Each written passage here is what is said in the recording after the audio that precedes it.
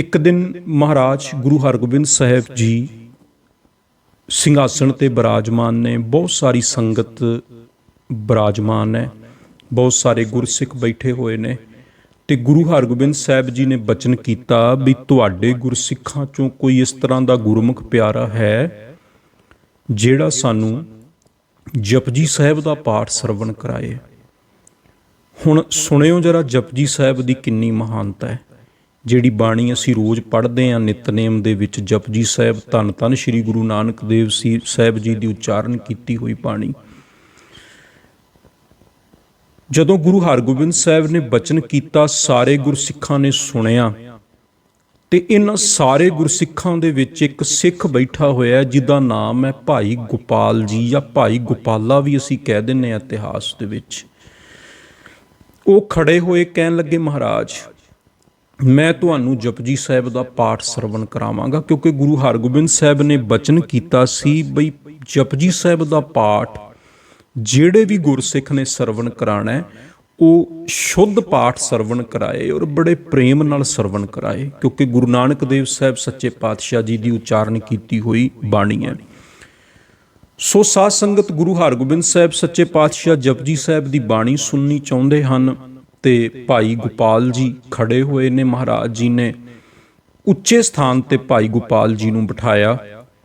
ਆਪ ਮਹਾਰਾਜ ਜੀ ਗੁਰੂ ਹਰਗੋਬਿੰਦ ਸਾਹਿਬ ਨੀਵੀਂ ਜਗ੍ਹਾ ਤੇ ਬੈਠੇ। ਭਾਈ ਸਾਹਿਬ ਜੀ ਨੇ ਜਪਜੀ ਸਾਹਿਬ ਦਾ ਪਾਠ ਸੁਣਾਉਣਾ ਸ਼ੁਰੂ ਕੀਤਾ। ਗੁਰੂ ਹਰਗੋਬਿੰਦ ਸਾਹਿਬ ਸੱਚੇ ਪਾਤਸ਼ਾਹ ਜੀ ਜਪਜੀ ਸਾਹਿਬ ਦਾ ਪਾਠ ਸਰਵਣ ਕਰ ਰਹੇ ਨੇ। ਬੜਾ ਸ਼ੁੱਧ ਪਾਠ, ਕੱਲੇ ਕੱਲੇ ਅੱਖਰ ਦੀ ਸਮਝ ਆਉਂਦੀ ਹੈ, ਕੱਲੇ ਕੱਲੇ ਸ਼ਬਦ ਦੀ ਸਮਝ ਆਉਂਦੀ ਹੈ। ਬੜੇ ਹੀ ਪਿਆਰ ਨਾਲ ਸਰਵਣ ਕਰਾਇਆ। ਗੁਰੂ ਹਰਗੋਬਿੰਦ ਸਾਹਿਬ ਨੇਤਰ ਬੰਦ ਕਰਕੇ ਚੌਂਕੜਾ ਮਾਰ ਕੇ ਬਿਰਾਜਮਾਨ ਨੇ। ਪਾਠ ਸੁਣਦੇ ਰਹੇ, ਸੁਣਦੇ ਰਹੇ, ਸੁਣਦੇ ਰਹੇ। ਜਦੋਂ ਜਪਜੀ ਸਾਹਿਬ ਦਾ ਪਾਠ ਪੜ੍ਹਦਿਆਂ ਕਰਦਿਆਂ ਭਾਈ ਗੋਪਾਲ ਜੀ ਲਾਸਟ ਵਾਲੀਆਂ ਪੌੜੀਆਂ ਤੇ ਪਹੁੰਚੇ, ਜਦੋਂ 37ਵੀਂ 38ਵੀਂ ਪੌੜੀ ਤੇ ਪਹੁੰਚਦੇ ਨੇ ਤੇ ਉਧਰ ਗੁਰੂ ਹਰਗੋਬਿੰਦ ਸਾਹਿਬ ਮਹਾਰਾਜ ਜੀ ਆਪਣੇ ਮਨ ਵਿੱਚ ਹੀ ਇਹ ਵਿਚਾਰ ਲਿਆਉਂਦੇ ਨੇ, ਕਿਉਂਕਿ ਜਪਜੀ ਸਾਹਿਬ ਦੀ ਸਮਾਪਤੀ ਹੋਣ ਵਾਲੀ ਹੈ ਤੇ ਮਹਾਰਾਜ ਸੋਚਦੇ ਨੇ ਵੀ ਭਾਈ ਗੋਪਾਲ ਜੀ ਨੇ ਗੁਰਸਿੱਖ ਨੇ ਬੜਾ ਸ਼ੁੱਧ ਪਾਠ ਸਰਵਣ ਕਰਾਇਆ, ਬੜੇ ਪ੍ਰੇਮ ਨਾਲ ਸਰਵਣ ਕਰਾਇਆ ਹੈ। ਭਾਈ ਗੋਪਾਲ ਜੀ ਨੂੰ ਕਿਹੜੀ ਚੀਜ਼ ਆਪਣੇ ਦਰਬਾਰ ਦੇ ਵਿੱਚੋਂ ਕੀਮਤੀ ਜਿਹੜੀ ਆ ਉਹ ਦਿੱਤੀ ਜਾਏ। ਸਤਿਗੁਰੂ ਕਹਿਣ ਲੱਗੇ, ਬਾਣੀ ਗੁਰੂ ਨਾਨਕ ਦੇਵ ਸਾਹਿਬ ਜੀ ਦੀ ਹੈ, ਬੜੀ ਮਿੱਠੀ ਬਾਣੀ ਹੈ, ਬੜੀ ਉੱਚੀ ਬਾਣੀ ਹੈ, ਪ੍ਰਮਾਤਮਾ ਦੇ ਘਰੋਂ ਆਈ ਹੋਈ ਬਾਣੀ ਹੈ ਤੇ ਇੱਕ ਗੁਰਸਿੱਖ ਨੇ ਸਰਵਣ ਕਰਾਈ ਹੈ। ਬਾਕੀ ਆ ਜਿੰਨੀਆਂ ਚੀਜ਼ਾਂ ਨੇ, ਹੀਰੇ ਮੋਤੀ ਕੱਪੜੇ ਪੈਸਾ, ਇਹ ਤੇ ਬੜੀਆਂ ਤੁੱਛ ਨੇ, ਬੜੀਆਂ ਛੋਟੀਆਂ ਨੇ। ਕਿਉਂ ਨਾ ਗੁਰਿਆਈ ਗੱਦੀ ਹੀ ਭਾਈ ਗੋਪਾਲ ਜੀ ਨੂੰ ਦੇ ਦਿੱਤੀ ਜਾਏ। ਹੁਣ ਗੁਰੂ ਹਰਗੋਬਿੰਦ ਸਾਹਿਬ ਜੀ ਇਹ ਵਿਚਾਰ ਆਪਣੇ ਅੰਦਰ ਬਣਾ ਰਹੇ ਨੇ। ਉਧਰ ਭਾਈ ਗੋਪਾਲ ਜੀ ਜਦੋਂ ਬਿਲਕੁਲ ਲਾਸਟ ਤੇ ਪਹੁੰਚੇ, ਜਪਜੀ ਸਾਹਿਬ ਦੀ ਸਮਾਪਤੀ ਹੋਣ ਵਾਲੀ ਹੈ, ਉਹਨਾਂ ਦੇ ਮਨ ਵਿੱਚ ਵੀ ਇੱਕ ਫੁਰਨਾ ਪੈਦਾ ਹੋਇਆ ਕਿ ਸੱਚੇ ਪਾਤਸ਼ਾਹ ਜੀ ਨੂੰ ਪਾਠ ਸਰਵਣ ਕਰਾਇਆ ਹੈ, ਸਤਿਗੁਰੂ ਕਿਰਪਾ ਕਰ ਦੇਣ ਜਿਹੜੇ ਮਹਾਰਾਜ ਕੋਲ ਨਵੇਂ ਘੋੜੇ, ਜੋ ਕੀਮਤੀ ਘੋੜੇ ਆਏ ਹਨ, ਉਹਨਾਂ ਦੇ ਵਿੱਚੋਂ ਇੱਕ ਘੋੜਾ ਮੈਨੂੰ ਦੇ ਦੇਣ। ਸਤਿਗੁਰੂ ਕਿਰਪਾ ਕਰ ਦੇਣ, ਬਖਸ਼ਿਸ਼ ਕਰ ਦੇਣ। ਜੇ ਉਹਨਾਂ ਨੇ ਪੁੱਛਿਆ ਵੀ ਭਾਈ ਗੋਪਾਲ ਤੈਨੂੰ ਕੀ ਚਾਹੀਦਾ, ਦੱਸ ਕੀ ਮੰਗਦਾ ਤੂੰ? ਗੁਰੂ ਨਾਨਕ ਦੇਵ ਸਾਹਿਬ ਦੀ ਬਾਣੀ ਜਪਜੀ ਸਾਹਿਬ ਸਰਵਣ ਕਰਾਈ ਹੈ ਤੇ ਮੇਰੀ ਇਹ ਇੱਛਾ ਹੋਏਗੀ ਕਿ ਮੈਨੂੰ ਇੱਕ ਘੋੜਾ ਦੇ ਦਿਓ। ਹੁਣ ਜਪਜੀ ਸਾਹਿਬ ਦੀ ਸਮਾਪਤੀ ਹੋ ਗਈ। ਗੁਰੂ ਹਰਗੋਬਿੰਦ ਸਾਹਿਬ ਨੇਤਰ ਖੋਲ੍ਹੇ, ਬੜੇ ਪ੍ਰਸੰਨ। ਪਾਤਸ਼ਾਹ ਜੀ ਬਹੁਤ ਖੁਸ਼ ਨੇ।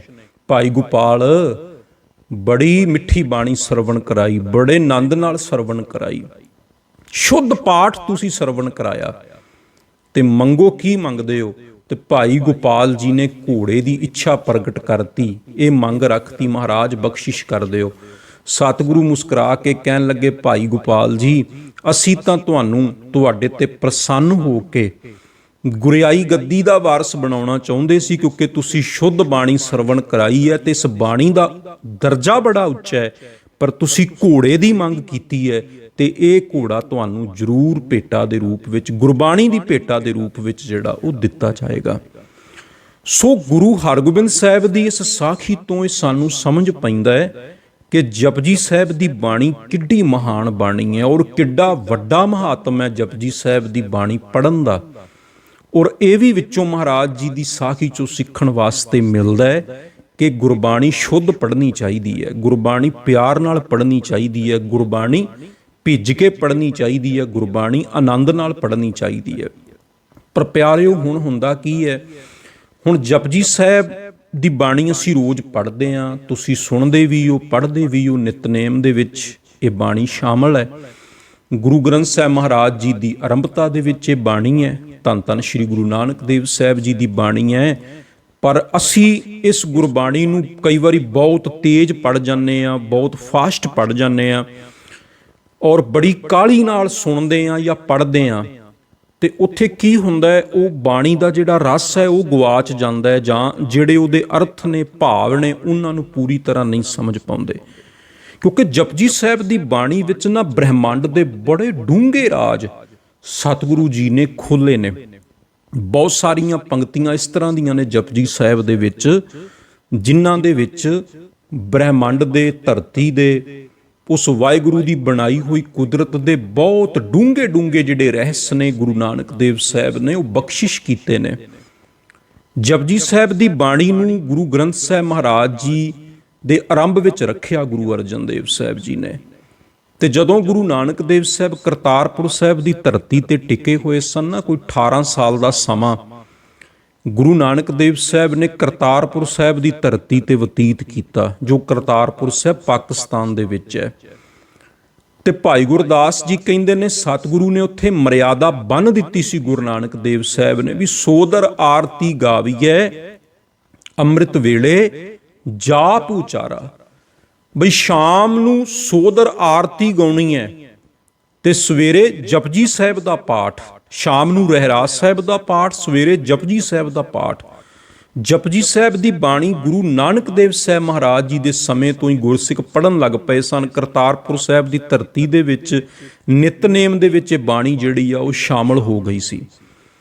ਅੱਗੇ ਫਿਰ ਗੁਰੂ ਗੋਬਿੰਦ ਸਿੰਘ ਮਹਾਰਾਜ ਜੀ ਦਾ ਜਦੋਂ ਅਸੀਂ ਜੀਵਨ ਪੜ੍ਹਦੇ ਹਾਂ, ਜਦੋਂ ਉਹਨਾਂ ਨੇ ਅੰਮ੍ਰਿਤ ਦੀ ਦਾਤ ਦਿੱਤੀ, ਖੰਡੇ ਬਾਟੇ ਦੀ ਪਹੁਲ ਦਿੱਤੀ, ਤੇ ਸੰਗਤ ਜੀ ਉਦੋਂ ਵੀ ਜਪਜੀ ਸਾਹਿਬ ਦੀ ਬਾਣੀ ਨੂੰ 5 ਬਾਣੀਆਂ ਵਿੱਚ ਸਭ ਤੋਂ ਪਹਿਲਾਂ ਰੱਖਿਆ। ਜਪਜੀ ਸਾਹਿਬ ਦੀ ਬਾਣੀ ਉਹ ਬਾਣੀ ਹੈ ਜਿਹਦੇ ਵਿੱਚ ਕੋਈ ਰਹਾਉ ਨਹੀਂ ਆਉਂਦਾ। ਤੁਸੀਂ ਬਾਕੀ ਬਾਣੀਆਂ ਪੜ੍ਹਦੇ ਹੋ ਨਾ ਗੁਰੂ ਗ੍ਰੰਥ ਸਾਹਿਬ ਮਹਾਰਾਜ ਜੀ ਦੇ ਵਿੱਚ, ਅਸੀਂ ਬਹੁਤ ਸਾਰੇ ਰਾਗਾਂ 'ਚ ਬਾਣੀ ਪੜ੍ਹਦੇ ਹਾਂ, ਸ਼ਬਦ ਪੜ੍ਹਦੇ ਹਾਂ, ਉਹਨਾਂ 'ਚ ਰਹਾਉ ਆਉਂਦਾ। ਰਹਾਉ ਦਾ ਭਾਵ ਹੁੰਦਾ ਠਹਿਰਾ, ਜਾਂ ਰਹਾਉ ਦਾ ਭਾਵ ਹੁੰਦਾ ਵੀ ਪੂਰੇ ਸ਼ਬਦ ਦਾ ਜਿਹੜਾ ਕੇਂਦਰੀ ਭਾਵ ਹੈ ਨਾ, ਮੁੱਖ ਭਾਵ ਹੈ, ਜਿਹੜਾ ਨਿਚੋੜ ਹੈ, ਉਹ ਰਹਾਉ ਵਾਲੀਆਂ ਪੰਕਤੀਆਂ ਦੇ ਵਿੱਚ ਛੁਪਿਆ ਹੁੰਦਾ ਹੈ। ਪੂਰਾ ਸ਼ਬਦ ਰਹਾਉ ਵਾਲੀ ਪੰਕਤੀਆਂ ਦੇ ਆਲੇ ਦੁਆਲੇ ਘੁੰਮ ਰਿਹਾ ਹੁੰਦਾ ਹੈ। ਪਰ ਜਪਜੀ ਸਾਹਿਬ ਦੀ ਬਾਣੀ ਵਿੱਚ ਕਿਤੇ ਵੀ ਤੁਹਾਨੂੰ ਰਹਾਉ ਪੜ੍ਹਨ ਵਾਸਤੇ ਨਹੀਂ ਮਿਲੇਗਾ। ਕਿਉਂ? ਕਿਉਂਕਿ ਜਪਜੀ ਸਾਹਿਬ ਦੀ ਉਹ ਬਾਣੀ ਹੈ ਜਿਹੜੀ ਆਪਣੇ ਆਪ ਦੇ ਵਿੱਚ ਹੀ ਰਹਾਉ ਦੀ ਬਾਣੀ ਹੈ ਪੂਰੇ ਗੁਰੂ ਗ੍ਰੰਥ ਸਾਹਿਬ ਜੀ ਦੀ। ਜਿਵੇਂ ਇੱਕ ਸ਼ਬਦ ਦੇ ਅੰਦਰ ਇੱਕ ਪੰਕਤੀ ਹੁੰਦੀ ਹੈ ਨਾ ਰਹਾਉ ਵਾਲੀ, ਉਹਦੇ 'ਚ ਮੁੱਖ ਭਾਵ ਹੁੰਦਾ ਸ਼ਬਦ ਦਾ। ਗੁਰੂ ਗ੍ਰੰਥ ਸਾਹਿਬ ਜੀ ਦੀ ਬਾਣੀ ਦਾ ਜਿਹੜਾ ਨਿਚੋੜ ਹੈ, ਜਿਹੜਾ ਮੁੱਖ ਭਾਵ ਹੈ, ਜਿਹੜਾ ਕੇਂਦਰੀ ਭਾਵ ਹੈ, ਉਹ ਜਪਜੀ ਸਾਹਿਬ ਦੀ ਬਾਣੀ 'ਚ ਹੈ। ਇਸ ਕਰਕੇ ਜਪਜੀ ਸਾਹਿਬ ਦੀ ਬਾਣੀ ਦੇ ਵਿੱਚ ਕੋਈ ਵੀ ਰਹਾਉ ਨਹੀਂ। ਫਿਰ ਕਮਾਲ ਦੀ ਗੱਲ ਹੈ, ਜਪਜੀ ਸਾਹਿਬ ਦੀਆਂ ਜਿਹੜੀਆਂ ਲਗਾਂ ਮਾਤਰਾ ਨੇ, ਮੁਕਤੇ ਨੇ, ਜਿੰਨੀ ਉਹਨਾਂ ਦੀ ਗਿਣਤੀ ਹੈ 4977, ਉਨੀ ਹੀ ਸ਼ਬਦਾਂ ਦੀ ਗਿਣਤੀ ਹੈ 4977, ਬਿਲਕੁਲ ਬਰਾਬਰ। ਜਿੰਨੀਆਂ ਮਾਤਰਾਵਾਂ ਨੇ, ਮੁਕਤੇ ਨੇ, ਓਨੇ ਹੀ ਜਿਹੜੇ ਨੇ ਸ਼ਬਦ ਨੇ ਗੁਰੂ ਗ੍ਰੰਥ ਸਾਹਿਬ, ਜਿਹੜੇ ਜਪਜੀ ਸਾਹਿਬ ਦੀ ਬਾਣੀ ਵਿੱਚ ਜਿਹੜੇ ਅੱਖਰ ਨੇ, ਸ਼ਬਦ ਨੇ, ਮੰਨ ਲਓ ਉਹ ਓਨੇ ਨੇ ਜਿੰਨੀਆਂ ਮਾਤਰਾਵਾਂ ਨੇ, ਬਿਲਕੁਲ ਬਰਾਬਰ। ਜਪਜੀ ਸਾਹਿਬ ਦੀ ਬਾਣੀ ਨੂੰ ਜਦੋਂ ਅਸੀਂ ਬੜੇ ਪਿਆਰ ਨਾਲ ਪੜ੍ਹਦੇ ਹਾਂ ਤੇ ਇਹਦੇ ਵਿੱਚੋਂ ਸਾਨੂੰ ਜ਼ਿੰਦਗੀ ਜਿਉਣ ਦਾ ਵੀ ਬੜਾ ਸੋਹਣਾ ਢੰਗ ਮਿਲਦਾ। ਜਿੰਨੇ ਵੀ ਸਾਡੀ ਜ਼ਿੰਦਗੀ ਵਿੱਚ ਦੁੱਖ ਨੇ ਨਾ, ਜਿੰਨੀਆਂ ਵੀ ਮੁਸ਼ਕਲਾਂ ਨੇ, ਇਹ ਸਾਰੀਆਂ ਮੁਸ਼ਕਲਾਂ, ਇਹ ਸਾਰੇ ਦੁੱਖ ਮੁੱਕ ਸਕਦੇ ਨੇ ਜੇ ਅਸੀਂ ਜਪਜੀ ਸਾਹਿਬ ਦੀ ਬਾਣੀ ਨੂੰ ਪੜ੍ਹ ਲਈਏ। ਜ਼ਿੰਦਗੀ ਜਿਉਣ ਦਾ ਫਲਸਫਾ ਜਿਹੜਾ ਉਹ ਜਪਜੀ ਸਾਹਿਬ ਦੀ ਬਾਣੀ ਵਿੱਚ ਛੁਪਿਆ ਹੋਇਆ। ਮੂਲ ਮੰਤਰ ਤੋਂ ਆਰੰਭ ਹੁੰਦੀ ਹੈ ਜਪਜੀ ਸਾਹਿਬ ਦੀ ਬਾਣੀ। ਮੂਲ ਮੰਤਰ 'ਚ ਪ੍ਰਮਾਤਮਾ ਦੀ ਵਡਿਆਈ ਹੈ ਵੀ ਉਹ ਇੱਕ ਓੰਕਾਰ, ਉਹ ਇੱਕ ਹੈ, ਉਹ ਪੂਰੇ ਬ੍ਰਹਿਮੰਡ 'ਚ ਵਸਿਆ ਹੋਇਆ, ਉਹ ਕਰਤਾ ਪੁਰਖ ਹੈ, ਉਹ ਨਿਰਭਉ ਹੈ, ਨਿਰਵੈਰ ਹੈ, ਉਹਦੇ ਤੇ ਸਮੇਂ ਦਾ ਕੋਈ ਪ੍ਰਭਾਵ ਨਹੀਂ, ਕਾਲ ਮੂਰਤ ਹੈ, ਅਜੂਨੀ ਹੈ, ਜੂਨਾਂ 'ਚ ਨਹੀਂ ਆਉਂਦਾ, ਸਹਿ ਪੰਗ ਉਹਦਾ ਆਪਣੇ ਆਪ ਤੋਂ ਪ੍ਰਕਾਸ਼ ਹੋਇਆ। ਤੇ ਗੁਰ ਪ੍ਰਸਾਦ ਉਹ ਮਿਲਦਾ ਗੁਰੂ ਦੀ ਕਿਰਪਾ ਦੇ ਨਾਲ ਹੈ। ਫਿਰ ਅੱਗੇ ਜਪ, ਇਹ ਬਾਣੀ ਦਾ ਹੀ ਨਾਮ ਹੈ, ਕਿਉਂਕਿ ਤੁਸੀਂ ਹੋਰ ਵੀ ਜਿਹੜੀਆਂ ਬਾਣੀਆਂ ਪੜ੍ਹਦੇ ਹੋ ਨਾ ਗੁਰੂ ਗ੍ਰੰਥ ਸਾਹਿਬ ਮਹਾਰਾਜ ਜੀ ਦੇ ਵਿੱਚ, ਜਿਵੇਂ ਮੰਨ ਲਓ ਅਸੀਂ ਸੁਖਮਣੀ ਸਾਹਿਬ ਦੀ ਬਾਣੀ ਪੜ੍ਹਦੇ ਹਾਂ ਤੇ ਉਸ ਬਾਣੀ ਦਾ ਨਾਮ ਵੀ ਸੁਖਮਣੀ ਸੁਖ ਅੰਮ੍ਰਿਤ ਪ੍ਰਭ ਨਾਮ, ਭਗਤ ਜਨਾਂ ਕੈ ਮਨ ਵਿਸ਼ਰਾਮ, ਇਹ ਨਾਮ ਵੀ ਜਿਹੜਾ ਇਸੇ ਬਾਣੀ ਵਿੱਚੋਂ ਆਇਆ, ਸੁਖਮਣੀ ਸਾਹਿਬ ਚੋਂ। ਜਪਜੀ ਸਾਹਿਬ ਦੀ ਜਿਹੜੀ ਬਾਣੀ ਹੈ, ਜਪਜੀ ਸਾਹਿਬ ਦੀ ਬਾਣੀ ਦਾ ਨਾਮ ਵੀ ਇਸੇ ਬਾਣੀ ਚੋਂ ਹੀ ਆਇਆ। ਜਪ ਦਾ ਭਾਵ ਹੈ ਜਪਣਾ, ਬਾਰ-ਬਾਰ ਜਪਣਾ, ਗਾਉਂਦੇ ਰਹਿਣਾ। ਗੁਰੂ ਗ੍ਰੰਥ ਸਾਹਿਬ ਦੀ ਬਾਣੀ ਦੀ ਆਰੰਭਤਾ ਦੇ ਵਿੱਚ ਹੀ ਵੇਖੋ ਜਪਜੀ ਸਾਹਿਬ 'ਚ ਮਹਾਰਾਜ ਜਪ ਦਾ ਜ਼ਿਕਰ ਕਰਦੇ ਨੇ, ਸਿਮਰਨ ਦਾ ਜ਼ਿਕਰ ਕਰਦੇ ਨੇ, ਭਗਤੀ ਦਾ ਜ਼ਿਕਰ ਕਰਦੇ ਨੇ ਕਿ ਜਿਹੜਾ ਬਾਰ-ਬਾਰ ਜਪੇਗਾ ਉਹ ਉਹਦੇ ਦਰ ਤੇ ਪਹੁੰਚ ਜਾਏਗਾ। ਫਿਰ ਅੱਗੇ ਆਦ ਸੱਚ ਜੁਗਾਦ ਸੱਚ, ਹੈ ਪੀ ਸੱਚ, ਨਾਨਕ ਹੋਸੀ ਪੀ ਸੱਚ, ਵੀ ਉਹ ਆਦ ਤੋਂ ਸੱਚ ਹੈ, ਆਦ ਤੋਂ ਭਾਵ ਕਿ ਮੁੱਢ ਤੋਂ ਸੱਚ ਹੈ, ਜੁਗਾਂ ਤੋਂ ਸੱਚ ਹੈ, ਉਹ ਸਦਾ ਹੀ ਸੱਚ ਹੈ, ਅੱਜ ਵੀ ਸੱਚ ਹੈ, ਆਉਣ ਵਾਲੇ ਸਮੇਂ 'ਚ ਵੀ ਸੱਚ ਰਹੇਗਾ।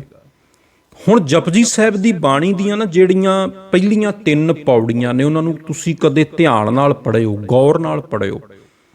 ਇੱਕ ਤੇ ਜਦੋਂ ਬਾਣੀ ਪੜ੍ਹਦੇ ਹੋ, ਜਦੋਂ ਜਪਜੀ ਸਾਹਿਬ ਦਾ ਪਾਠ ਕਰਦੇ ਹੋ, ਕੋਸ਼ਿਸ਼ ਕਰੋ ਕਿ ਉਹਨੂੰ ਬੋਲ ਕੇ ਪੜ੍ਹੋ ਉੱਚੀ ਉੱਚੀ, ਅਸੀਂ ਆਪਣੀ ਆਵਾਜ਼ ਨੂੰ ਆਪਣੇ ਕੰਨਾਂ ਨਾਲ ਸੁਣ ਸਕੀਏ, ਬੋਲੀਏ ਵੀ, ਗਾਈਏ ਵੀ ਤੇ ਆਪਣੇ ਕੰਨਾਂ ਨਾਲ ਸੁਣੀਏ, ਕਿਉਂਕਿ ਸੁਣਨ ਦੀ ਵੀ ਬੜੀ ਵੱਡੀ ਮਹਾਨਤਾ ਹੈ। 4 ਪੌੜੀਆਂ ਜਪਜੀ ਸਾਹਿਬ ਅੰਦਰ ਗੁਰੂ ਨਾਨਕ ਦੇਵ ਸਾਹਿਬ ਜੀ ਨੇ ਸੁਣਨ ਦੀਆਂ ਵੀ ਬਖਸ਼ਿਸ਼ ਕੀਤੀਆਂ ਨੇ। ਸੁਣਿਐ ਸਿੱਧ ਪੀਰ ਸੁਰਨਾਥ, ਸੁਣਨ ਦੀ ਇੰਨੀ ਵੱਡੀ ਵਡਿਆਈ ਹੈ। ਗਾਵੀਐ ਸੁਣੀਐ ਮਨ ਰੱਖੀਐ ਭਾਉ, ਦੁੱਖ ਪਰ ਹਰ ਸੁਖ ਘਰ ਲੈ ਜਾਏ। ਜਿਹੜਾ ਗਾਉਂਦਾ ਹੈ, ਜਿਹੜਾ ਗਾ ਕੇ ਸੁਣਦਾ ਜਾਂ ਜੋ ਗਾਇਨ ਹੋ ਰਹੀ ਹੈ ਬਾਣੀ ਉਹਨੂੰ ਸੁਣਦਾ, ਮਹਾਰਾਜ ਕਹਿੰਦੇ ਉਹ ਸਾਰੇ ਦੁੱਖ ਛੱਡ ਕੇ ਸੁੱਖਾਂ ਨੂੰ ਆਪਣੇ ਹਿਰਦੇ ਵਿੱਚ ਵਸਾ ਲੈਂਦਾ ਹੈ। ਉਹਨੂੰ ਸੁੱਖਾਂ ਦਾ ਖਜ਼ਾਨਾ ਲੱਭ ਜਾਂਦਾ ਹੈ, ਉਹਨੂੰ ਸੁੱਖਾਂ ਦਾ ਜਿਹੜਾ ਘਰ ਹੈ ਉੱਧਰ ਜਾਂਦਾ ਹੋਇਆ ਰਸਤਾ ਲੱਭ ਜਾਂਦਾ ਹੈ, ਉਹਨੂੰ ਉਹ ਹੀਰੇ ਮੋਤੀ ਲੱਭ ਜਾਂਦੇ ਨੇ ਜਿਹੜੇ ਜਦੋਂ ਉਹ ਜ਼ਿੰਦਗੀ ਵਿੱਚ ਆਉਂਦੇ ਨੇ, ਫਿਰ ਹੱਥਾਂ ਵਿੱਚ ਜਿਹੜੇ ਅਸੀਂ ਕੰਕਰ ਪੱਥਰ ਚੁੱਕੇ ਹੋਏ ਨੇ ਦੁੱਖਾਂ ਦੇ, ਇਹ ਸਾਰੇ ਹੱਥਾਂ ਦੇ ਵਿੱਚੋਂ ਛੁੱਟ ਜਾਂਦੇ ਨੇ। ਸੋ ਜਪਜੀ ਸਾਹਿਬ ਦੀ ਬਾਣੀ ਦੀਆਂ ਨਾ ਤੁਸੀਂ ਕਦੇ 3 ਪੌੜੀਆਂ ਜਿਹੜੀਆਂ ਪਹਿਲੀਆਂ ਪੌੜੀਆਂ ਨੇ ਉਹ ਗੌਰ ਨਾਲ ਪੜ੍ਹਿਓ ਕਦੇ। ਸਤਿਗੁਰੂ ਜੀ ਆਰੰਭ ਕਰਦੇ ਨੇ ਨਾ ਕਿ ਸੋਚੈ ਸੋਚ ਨਾ ਹੋਵਈ ਜੇ ਸੋਚੀ ਲੱਖ ਵਾਰ। ਹੁਣ ਕਿਉਂਕਿ ਜਪਜੀ ਸਾਹਿਬ ਦੇ ਬਹੁਤ ਸਾਰੇ ਟੀਕੇ ਹੋਏ ਨੇ, ਜਪਜੀ ਸਾਹਿਬ ਦੀ ਵਿਆਖਿਆ ਬਹੁਤ ਸਾਰੇ ਵਿਦਵਾਨਾਂ ਨੇ ਕੀਤੀ ਹੈ। ਇਹਨਾਂ ਪੰਕਤੀਆਂ ਦੇ ਅਰਥ ਵਿਦਵਾਨਾਂ ਵੱਲੋਂ ਅਲੱਗ-ਅਲੱਗ ਕੀਤੇ ਗਏ ਨੇ। ਮੰਨ ਲਓ ਜੇ ਅਸੀਂ ਹੁਣ ਇਹਨਾਂ ਪੰਕਤੀਆਂ ਦੀ ਗੱਲ ਕਰ ਲਈਏ, ਸੋਚੈ ਸੋਚ ਨਾ ਹੋਵਈ ਜੇ ਸੋਚੀ ਲੱਖ ਵਾਰ, ਗਿਆਨੀ ਸੰਤ ਸਿੰਘ ਮਸਕੀਨ ਜੀ ਇਹਦੇ ਅਰਥ ਕਰਦੇ ਨੇ ਸੋਚ ਦਾ ਭਾਵ, ਜੋ ਸਾਡੇ ਬਹੁਤ ਸਾਰੇ ਵਿਦਵਾਨ ਇਹ ਹੀ ਅਰਥ ਮੰਨਦੇ ਨੇ ਇਹਨਾਂ ਪੰਕਤੀਆਂ ਦੇ, ਵੀ ਸੋਚ ਦਾ ਭਾਵ ਇਹ ਹੈ ਸੁੱਚ ਰੱਖਣੀ, ਤੀਰਥਾਦਿਕ ਤੇ ਇਸ਼ਨਾਨ ਕਰਨ ਦੀ ਸੋਚ ਰੱਖਣੀ, ਵੀ ਉੱਥੇ ਮੈਂ ਜਾਵਾਂਗਾ, ਉੱਥੇ ਜਾਣ ਨਾਲ ਮੇਰੇ ਸਾਰੇ ਪਾਪ ਜਿਹੜੇ ਨੇ ਉਹ ਧੁੱਪ ਜਾਣਗੇ। ਇਹ ਗੱਲ ਗੁਰੂ ਸਾਹਿਬ ਦੇ ਸਮੇਂ ਵੀ ਬੜੀ ਜ਼ਿਆਦਾ ਪ੍ਰਚਲਿਤ ਸੀ, ਅੱਜ ਵੀ ਬਹੁਤ ਜ਼ਿਆਦਾ ਪ੍ਰਚਲਿਤ ਹੈ, ਵੀ ਬੰਦਾ ਤੀਰਥ ਤੇ ਇਸ਼ਨਾਨ ਕਰੇ ਤੇ ਉਹਦੇ ਸਾਰੇ ਪਾਪ ਲੈ ਜਾਂਦੇ ਨੇ, ਉਹਨੇ ਜਿੰਨੇ ਪਾਪ ਕੀਤੇ ਹੋਣ। ਪਰ ਗੁਰੂ ਨਾਨਕ ਦੇਵ ਸਾਹਿਬ ਇਹਦਾ ਪੂਰੀ ਤਰ੍ਹਾਂ ਖੰਡਨ ਕਰਦੇ ਨੇ, ਕਹਿੰਦੇ ਨੇ ਨਹੀਂ, ਸੋਚੈ ਸੋਚ ਨਾ ਹੋਵਈ ਜੇ ਸੋਚੀ ਲੱਖ ਵਾਰ। ਜੇ ਲੱਖਾਂ ਵਾਰੀ ਸੋਚ ਰੱਖਣ ਦੀ ਕੋਸ਼ਿਸ਼ ਕਰ ਲਵਾਂ, ਲੱਖਾਂ ਵਾਰੀ ਤੀਰਥਾਂ ਤੇ ਇਸ਼ਨਾਨ ਕਰ ਲਵਾਂ, ਮਹਾਰਾਜ ਕਹਿੰਦੇ ਨੇ ਫਿਰ ਵੀ ਮਨ ਦੀ ਸੁੱਚ ਜਿਹੜੀ ਆ ਉਹ ਨਹੀਂ ਹੋ ਸਕਦੀ। ਜਲ ਕੇ ਮਜਨ ਜੇ ਗਤ ਹੋਵੇ, ਨਿਤ ਨਿਤ ਮੈਂਡਕ ਨਹਾਵੇ। ਪਾਤਸ਼ਾਹ ਦੀ ਬਾਣੀ ਦਾ ਹੀ ਫਰਮਾਨ ਹੈ ਬਈ ਜੇ ਕੱਲਾ ਪਾਣੀ 'ਚ ਨਹਾਉਣ ਨਾਲ ਹੀ ਮੁਕਤੀ ਮਿਲਦੀ ਹੁੰਦੀ, ਸਤਿਗੁਰੂ ਫਰਮਾਉਂਦੇ ਨੇ ਫਿਰ ਜਿਹੜਾ ਡੱਡੂ ਹੈ ਉਹ ਤੇ ਰਹਿੰਦਾ ਹੀ ਪਾਣੀ 'ਚ ਹੈ। ਕਿੰਨੇ ਹੀ ਜੀਵ ਨੇ ਜਿਹੜੇ ਪਾਣੀ 'ਚ ਰਹਿੰਦੇ ਨੇ, ਕਿੰਨੇ ਹੀ ਤਰ੍ਹਾਂ ਦੀਆਂ ਮੱਛੀਆਂ ਪਾਣੀ 'ਚ ਰਹਿੰਦੀਆਂ ਨੇ, ਕਿੰਨੇ ਹੀ ਡੱਡੂ, ਕਿੰਨੇ ਹੀ ਹੋਰ ਲੱਖਾਂ ਜੂਨੀਆਂ ਜਿਹੜੀਆਂ ਨੇ ਪਾਣੀ ਦੇ ਵਿੱਚ ਰਹਿੰਦੀਆਂ ਨੇ। ਹੁਣ ਪਾਤਸ਼ਾਹ ਫਰਮਾਉਂਦੇ ਨੇ ਸੋਚੈ ਸੋਚ ਨਾ ਹੋਵਈ ਜੇ ਸੋਚੀ ਲੱਖ ਵਾਰ। ਕੱਲੇ ਤੀਰਥਾਂ ਤੇ ਇਸ਼ਨਾਨ ਕਰਨ ਨਾਲ ਸੁੱਚ ਨਹੀਂ ਰਹਿਣੀ।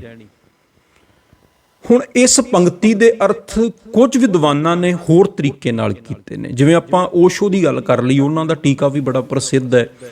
ਉਹ ਇਸ ਪੰਕਤੀ ਦੇ ਅਰਥ ਕਰਦੇ ਨੇ, ਸੋਚੈ ਸੋਚ ਨਾ ਹੋਵਈ ਜੇ ਸੋਚੀ ਲੱਖ ਵਾਰ। ਬਈ ਜਿਹੜਾ ਬੰਦਾ ਸੋਚਦਾ ਹੈ ਵੀ ਮੈਂ ਸੋਚ ਸੋਚ ਕੇ ਰੱਬ ਨੂੰ ਪਾ ਲਵਾਂਗਾ, ਸੋਚ ਸੋਚ ਕੇ ਵੀ ਰੱਬ ਨੂੰ ਨਹੀਂ ਪਾਇਆ ਜਾ ਸਕਦਾ।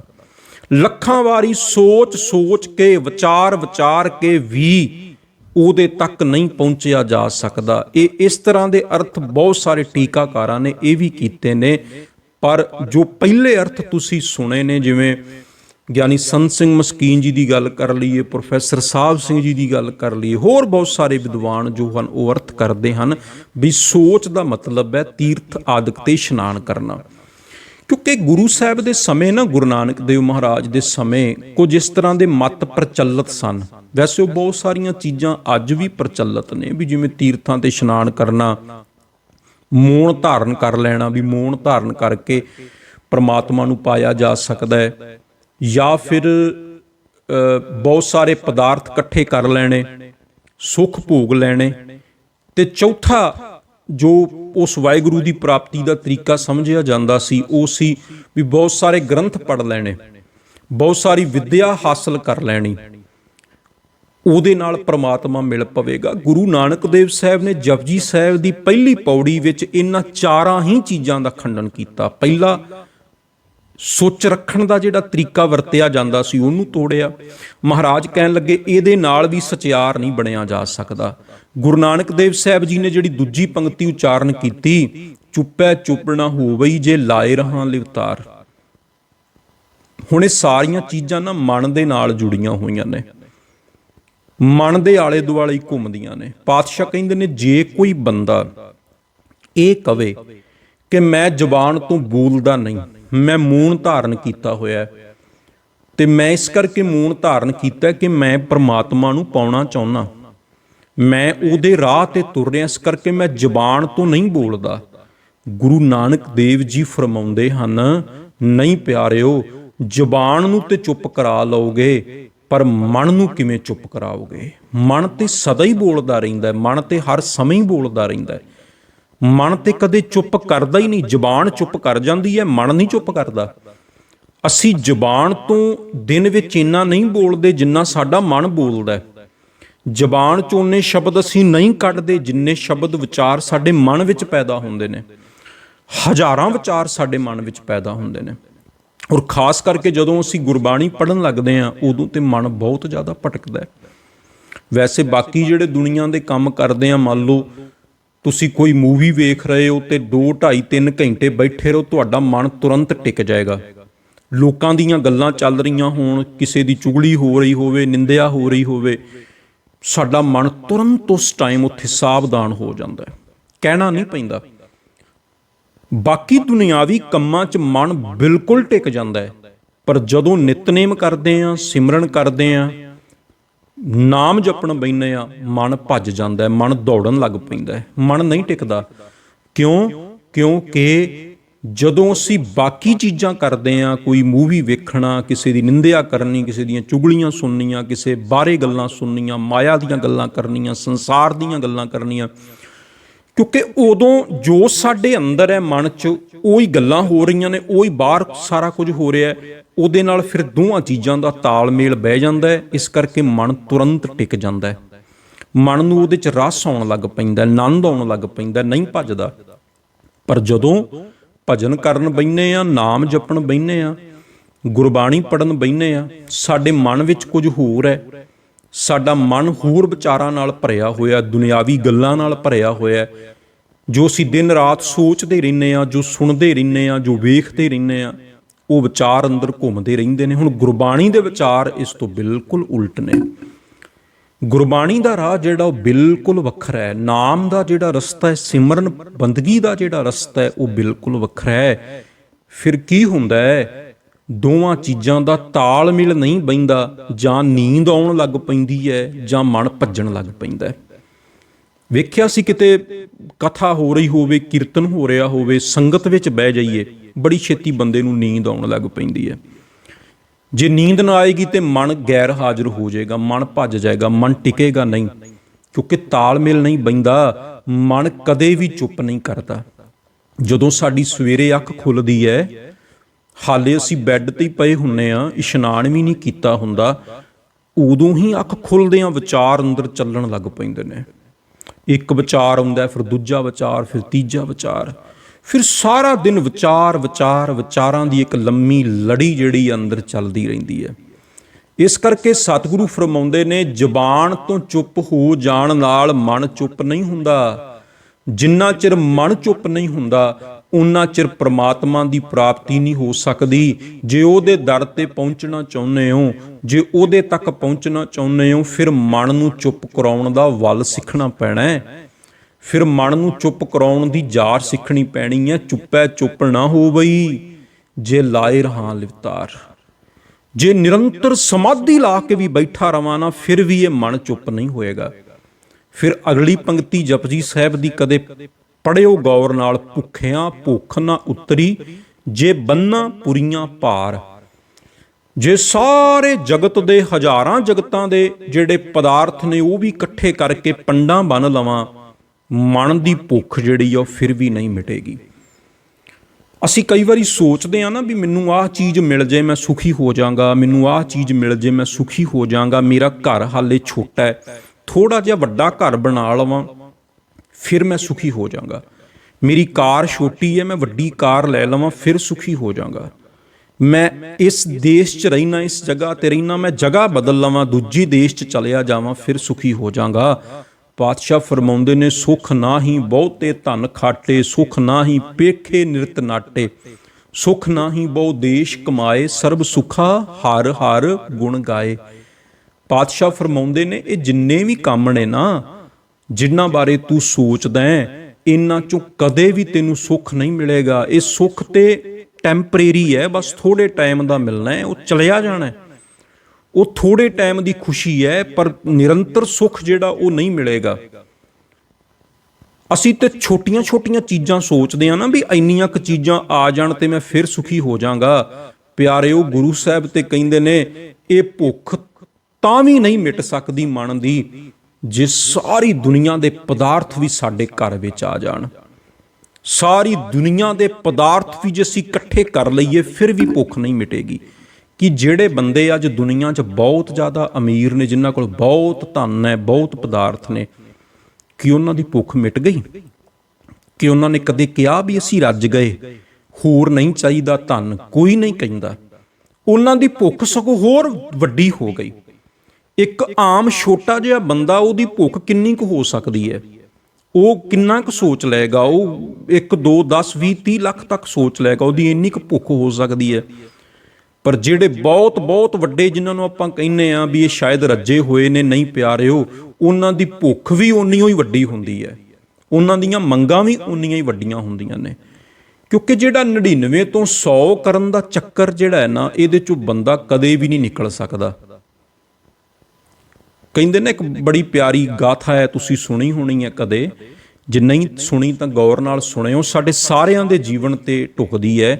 ਕਹਿੰਦੇ, ਇੱਕ ਨਗਰ 'ਚ ਪਰਿਵਾਰ ਰਹਿੰਦਾ ਸੀ, ਤੇ ਉਹ 2 ਘਰ ਸੀਗੇ। ਇੱਕ ਜਿਹੜਾ ਪਰਿਵਾਰ ਸੀ, ਉਹ ਜਿੰਨੇ ਕੁ ਉਹਨਾਂ ਨੇ ਕਮਾਉਣੇ ਲਿਆਉਣੇ, ਓਨੇ 'ਚ ਉਹਨਾਂ ਗੁਜ਼ਾਰਾ ਕਰਨਾ, ਤੇ ਬੜੇ ਖੁਸ਼। ਸਾਰਿਆਂ ਨੇ ਆਪਣੇ ਕੰਮ ਧੰਦੇ ਜਾਣਾ, ਜਿਹੜਾ ਧਨ ਲਿਆਉਣਾ, ਸਾਰਿਆਂ ਨੇ ਇਕੱਠਿਆਂ ਬਹਿ ਕੇ ਪ੍ਰਸ਼ਾਦਾ ਛਕਣਾ, ਹੱਸਣਾ ਖੇਡਣਾ, ਬੜੇ ਆਨੰਦ 'ਚ। ਜਿਹੜਾ ਨਾਲ ਵਾਲਾ ਘਰ ਸੀ, ਉਹ ਬੜਾ ਅਮੀਰ ਸੀ, ਪਰ ਬੜਾ ਕਲੇਸ਼ ਰਹਿੰਦਾ ਸੀ। ਮੰਨ ਲਓ ਜੇ ਸਵੇਰ ਦਾ ਪ੍ਰਸ਼ਾਦਾ ਪੱਕ ਗਿਆ, ਪਰ ਖਾਣ ਤੋਂ ਪਹਿਲਾਂ ਹੀ ਕਲੇਸ਼ ਪੈ ਜਾਣਾ, ਤੇ ਉਹ ਖਾ ਹੀ ਨਾ ਪਾਉਣਾ, ਆਪਸ 'ਚ ਝਗੜਾ ਹੋ ਜਾਣਾ। ਜੇ ਸ਼ਾਮ ਦਾ ਪ੍ਰਸ਼ਾਦਾ ਪੱਕਿਆ ਤੇ ਕਦੇ ਇਕੱਠਿਆਂ ਬਹਿ ਕੇ ਖਾਣਾ ਨਸੀਬ ਹੀ ਨਾ ਹੋਣਾ, ਆਪਸ 'ਚੋਂ ਲੋਕ ਲੜ ਪੈਂਦੇ ਸੀ।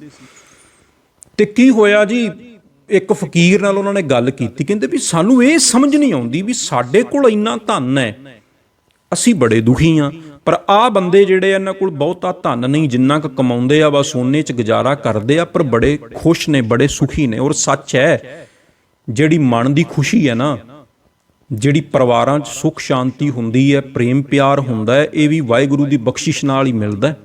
ਇਹ ਚੀਜ਼ਾਂ ਅਸੀਂ ਧਨ ਨਾਲ ਨਹੀਂ ਖਰੀਦ ਸਕਦੇ। ਪਰਿਵਾਰ ਦਾ ਆਪਸੀ ਪਿਆਰ, ਇਕੱਠਿਆਂ ਬਹਿ ਕੇ ਪ੍ਰਸ਼ਾਦਾ ਛਕਣਾ, ਆਪਸੀ ਗੱਲਬਾਤ ਕਰਨੀ, ਇੱਕ ਦੂਜੇ ਦੀ ਗੱਲਬਾਤ ਸੁਣਨੀ ਪਿਆਰ ਨਾਲ, ਠਰੰਮੇ ਨਾਲ। ਇਹ ਵੀ ਵਾਹਿਗੁਰੂ ਦੀ ਬਖਸ਼ਿਸ਼ ਹੀ ਹੁੰਦੀ ਹੈ। ਤੇ ਕਈ ਵਾਰੀ ਬਹੁਤ ਸਾਰਾ ਧਨ ਹੋਵੇ ਤੇ ਮੰਨ ਲਓ ਜੇ ਘਰ 'ਚ ਕਲੇਸ਼ ਰਹਿੰਦਾ, ਝਗੜਾ ਰਹਿੰਦਾ, ਤੇ ਕਦੇ ਸੁੱਖ ਸ਼ਾਂਤੀ ਨਹੀਂ ਹੋ ਸਕਦੀ। ਉਹ ਆਪਣੇ ਆਪ ਦੇ ਵਿੱਚ ਹੀ ਇੱਕ ਨਰਕ ਹੈ। ਜੇ ਘਰ ਦੇ ਜੀਆਂ ਦੀ ਆਪਸ ਵਿੱਚ ਹੀ ਈਰਖਾਬਾਜ਼ੀ ਹੈ, ਆਪਸ ਵਿੱਚ ਹੀ ਉਹ ਲੜਦੇ ਰਹਿੰਦੇ ਨੇ, ਝਗੜਦੇ ਰਹਿੰਦੇ ਨੇ, ਕੋਈ ਪ੍ਰੇਮ ਇਤਫਾਕ ਨਹੀਂ, ਕੋਈ ਇਕੱਠਿਆਂ ਬਹਿ ਕੇ ਗੱਲਬਾਤ ਨਹੀਂ ਕਰਨੀ, ਇੱਕ ਦੂਜੇ ਦੀ ਗੱਲਬਾਤ ਸੁਣਨੀ ਨਹੀਂ, ਇਕੱਠਿਆਂ ਬਹਿ ਕੇ ਕਦੇ ਪ੍ਰਸ਼ਾਦਾ ਨਹੀਂ ਛਕਣਾ, ਤੇ ਉਹ ਕਾਹਦਾ ਪਰਿਵਾਰ ਹੈ ਇਕੱਠਾ? ਉਹ ਕਹਿਣ ਨੂੰ ਹੀ ਬਾਹਰੋਂ ਲੱਗਦਾ ਵੀ ਇਹ ਸਾਰੇ ਇਕੱਠੇ ਰਹਿੰਦੇ ਆ, ਪਰ ਮਨ ਕਰਕੇ ਉਹ ਸਭ ਇੱਕ ਦੂਜੇ ਤੋਂ ਦੂਰ ਹੀ ਨੇ। ਇਸ ਕਰਕੇ ਉੱਥੇ ਕਦੇ ਸੁੱਖ ਉਹਨਾਂ ਮਨਾਂ 'ਚ ਹੋ ਹੀ ਨਹੀਂ ਸਕਦਾ, ਉੱਥੇ ਕਦੇ ਸ਼ਾਂਤੀ ਹੋ ਹੀ ਨਹੀਂ ਸਕਦੀ, ਉੱਥੇ ਕਦੇ ਆਨੰਦ ਪੈਦਾ ਹੋ ਹੀ ਨਹੀਂ ਸਕਦਾ।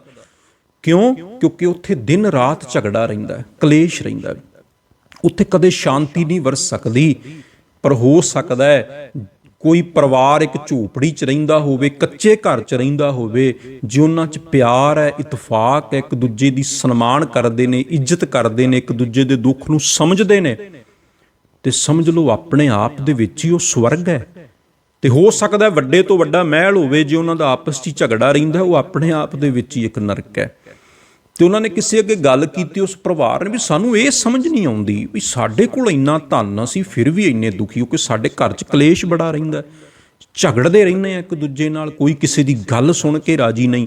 ਪਰ ਨਾਲ ਵਾਲਾ ਪਰਿਵਾਰ ਹੈ, ਬੜੇ ਖੁਸ਼ ਨੇ, ਉਹਨਾਂ ਦੇ ਚਿਹਰੇ ਤੇ ਹਰ ਵੇਲੇ ਖੁਸ਼ੀ ਰਹਿੰਦੀ ਹੈ, ਨੂਰ ਰਹਿੰਦਾ ਹੈ, ਆਪਸ ਵਿੱਚ ਇਕੱਠੇ ਬਹਿੰਦੇ ਨੇ, ਸਲਾਹ ਕਰਦੇ ਨੇ। ਕਈ ਵਾਰੀ ਸਾਡੇ ਮਨ 'ਚ ਈਰਖਾ ਉਹਨਾਂ ਪ੍ਰਤੀ ਆ ਜਾਂਦੀ ਆ ਵੀ ਸਾਡਾ ਘਰ ਵੱਡਾ, ਸਾਡੇ ਕੋਲ ਇੰਨਾ ਧਨ, ਪਰ ਇਹ ਬੰਦੇ ਸਾਡੇ ਨਾਲੋਂ ਜ਼ਿਆਦਾ ਖੁਸ਼ ਨੇ, ਕਿਉਂ?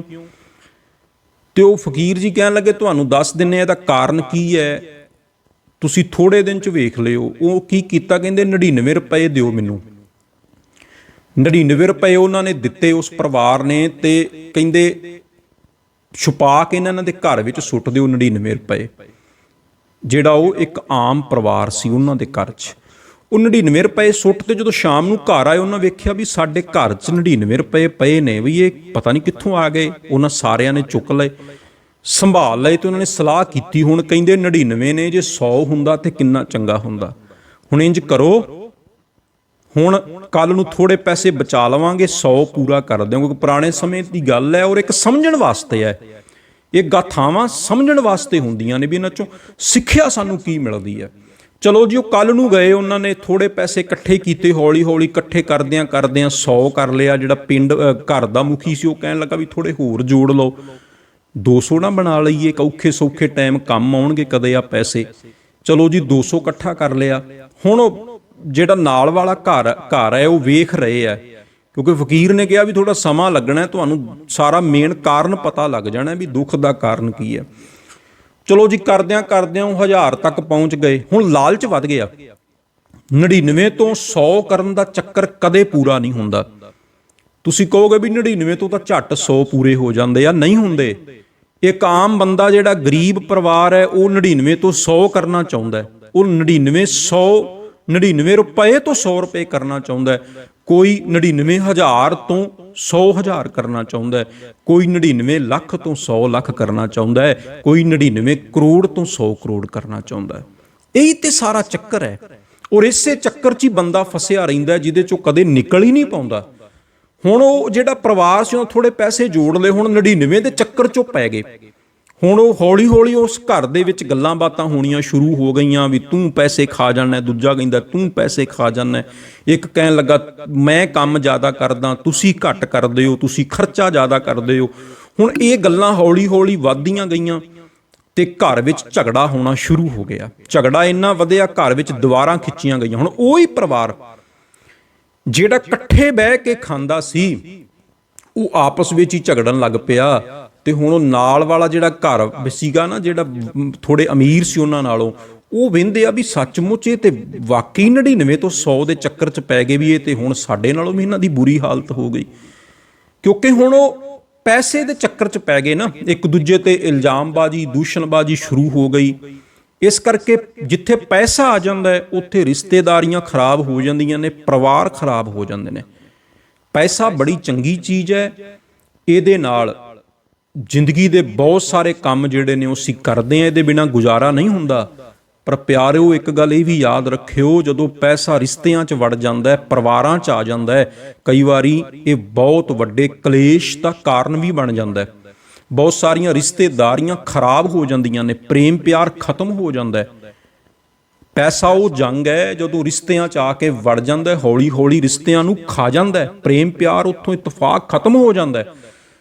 ਹੁਣ ਉਹ ਪਰਿਵਾਰ ਬੜਾ ਸਾਰੇ ਵੰਡੇ ਗਏ ਆਪਸ ਵਿੱਚ, ਕਿਉਂਕਿ ਉਹ 99 ਤੋਂ 100 ਦਾ ਚੱਕਰ, ਫਿਰ ਅੱਗੇ ਹੌਲੀ ਹੌਲੀ ਮਾਇਆ ਦਾ ਚੱਕਰ ਐਸਾ ਚੱਲਿਆ, ਉਹ ਝਗੜਿਆਂ 'ਚ ਪੈ ਗਏ। ਇੱਕ ਦਿਨ ਉਹ ਫਕੀਰ ਆਏ, ਜਿਹੜਾ ਨਾਲ ਵਾਲਾ ਘਰ ਸੀ, ਉਹਨਾਂ ਨੇ ਘਰ ਵਾਲਿਆਂ ਦੱਸਿਆ ਵੀ ਸੱਚਮੁੱਚ ਉਹੀ ਕੰਮ ਹੋਇਆ। ਉਹ 99 ਤੋਂ 100 ਦੇ ਚੱਕਰ 'ਚ ਇਸ ਤਰ੍ਹਾਂ ਪਏ ਔਰ ਇਸ ਤਰ੍ਹਾਂ ਪੈਸੇ ਦੇ ਵਿੱਚ ਉਲਝੇ, ਉਹ ਸਾਡੇ ਵਾਂਗ ਹੀ ਹੁਣ ਦੁਖੀ ਰਹਿੰਦੇ ਨੇ, ਲੜਦੇ ਨੇ, ਝਗੜਦੇ ਨੇ। ਤੇ ਫਕੀਰ ਫਿਰ ਉਹਨਾਂ ਦੇ ਘਰ ਵਿੱਚ ਗਏ, ਜਾ ਕੇ ਸਮਝਾਇਆ ਉਹਨਾਂ ਨੂੰ ਵੀ ਤੁਸੀਂ ਪਹਿਲਾਂ ਕਿੰਨੇ ਚੰਗੇ ਹੁੰਦੇ ਸੀ ਤੇ ਹੁਣ ਜਦੋਂ ਤੁਸੀਂ 99 ਤੋਂ 100 ਦੇ ਚੱਕਰ 'ਚ, ਪੈਸੇ ਦੇ ਚੱਕਰ ਵਿੱਚ ਪਏ ਤੇ ਸਾਰੇ ਰਿਸ਼ਤੇ ਖਰਾਬ ਹੋ ਗਏ। ਸੋ ਇਹ ਜਿਹੜੀ ਭੁੱਖ ਹੈ ਨਾ 99 ਤੋਂ 100 ਵਾਲੀ, ਮਹਾਰਾਜ ਕਹਿੰਦੇ ਨੇ ਭੁੱਖਿਆਂ ਭੁੱਖ ਨਾ ਉਤਰੀ ਜੇ ਬੰਨਾ ਪੁਰੀਆਂ ਭਾਰ, ਇਹ ਕਦੇ ਨਹੀਂ ਮਿਟਦੀ, ਇਹ ਕਦੇ ਵੀ ਨਹੀਂ ਮਿਟਦੀ। ਔਰ ਇੱਕ ਹੋਰ ਗੱਲ ਸਮਝਿਓ, ਇੱਥੇ ਮਹਾਰਾਜ ਇੱਕ ਹੋਰ ਚੀਜ਼ ਵੀ ਸਮਝਾਉਣਾ ਚਾਹੁੰਦੇ ਨੇ, ਕੱਲੀ ਮਾਇਆ ਦੀ ਭੁੱਖ ਨਹੀਂ, ਹੋਰ ਵੀ ਜਿੰਨੇ ਵੀ ਤਰ੍ਹਾਂ ਦੀ ਭੁੱਖ ਹੁੰਦੀ ਹੈ, ਮੰਨ ਲਓ ਇੱਜ਼ਤ ਦੀ ਭੁੱਖ ਹੈ, ਰਸਾਂ ਦੀ ਭੁੱਖ ਹੈ, ਹੰਕਾਰ ਦੀ ਭੁੱਖ ਹੈ, ਕਾਮ ਦੀ ਭੁੱਖ ਹੈ, ਸਤਿਗੁਰੂ ਫਰਮਾਉਂਦੇ ਨੇ ਇਹਦੇ ਨਾਲ ਮਨ ਕਦੇ ਵੀ ਤ੍ਰਿਪਤ ਨਹੀਂ ਹੁੰਦਾ। ਔਰ ਕਦੇ ਹੋਇਆ ਇਸ ਤਰ੍ਹਾਂ? ਮਹਾਤਮਾ ਬੁੱਧ ਜੀ ਤੋਂ ਨਾ ਪਹਿਲਾਂ ਸਾਡੇ ਦੇਸ਼ ਵਿੱਚ ਕਿਸ ਤਰ੍ਹਾਂ ਦਾ ਧਰਮ, ਇੱਕ ਮੱਤ ਪੈਦਾ ਹੋਇਆ ਸੀ ਜਿਹਨੂੰ ਚਾਰਵਕ ਮੱਤ ਕਿਹਾ ਜਾਂਦਾ ਹੈ। ਸ਼ਾਇਦ ਗੁਰੂ ਨਾਨਕ ਦੇਵ ਸਾਹਿਬ ਜੀ ਉਸ ਪਾਸੇ ਵੱਲ ਵੀ ਇਸ਼ਾਰਾ ਕਰ ਰਹੇ ਹੋਣ।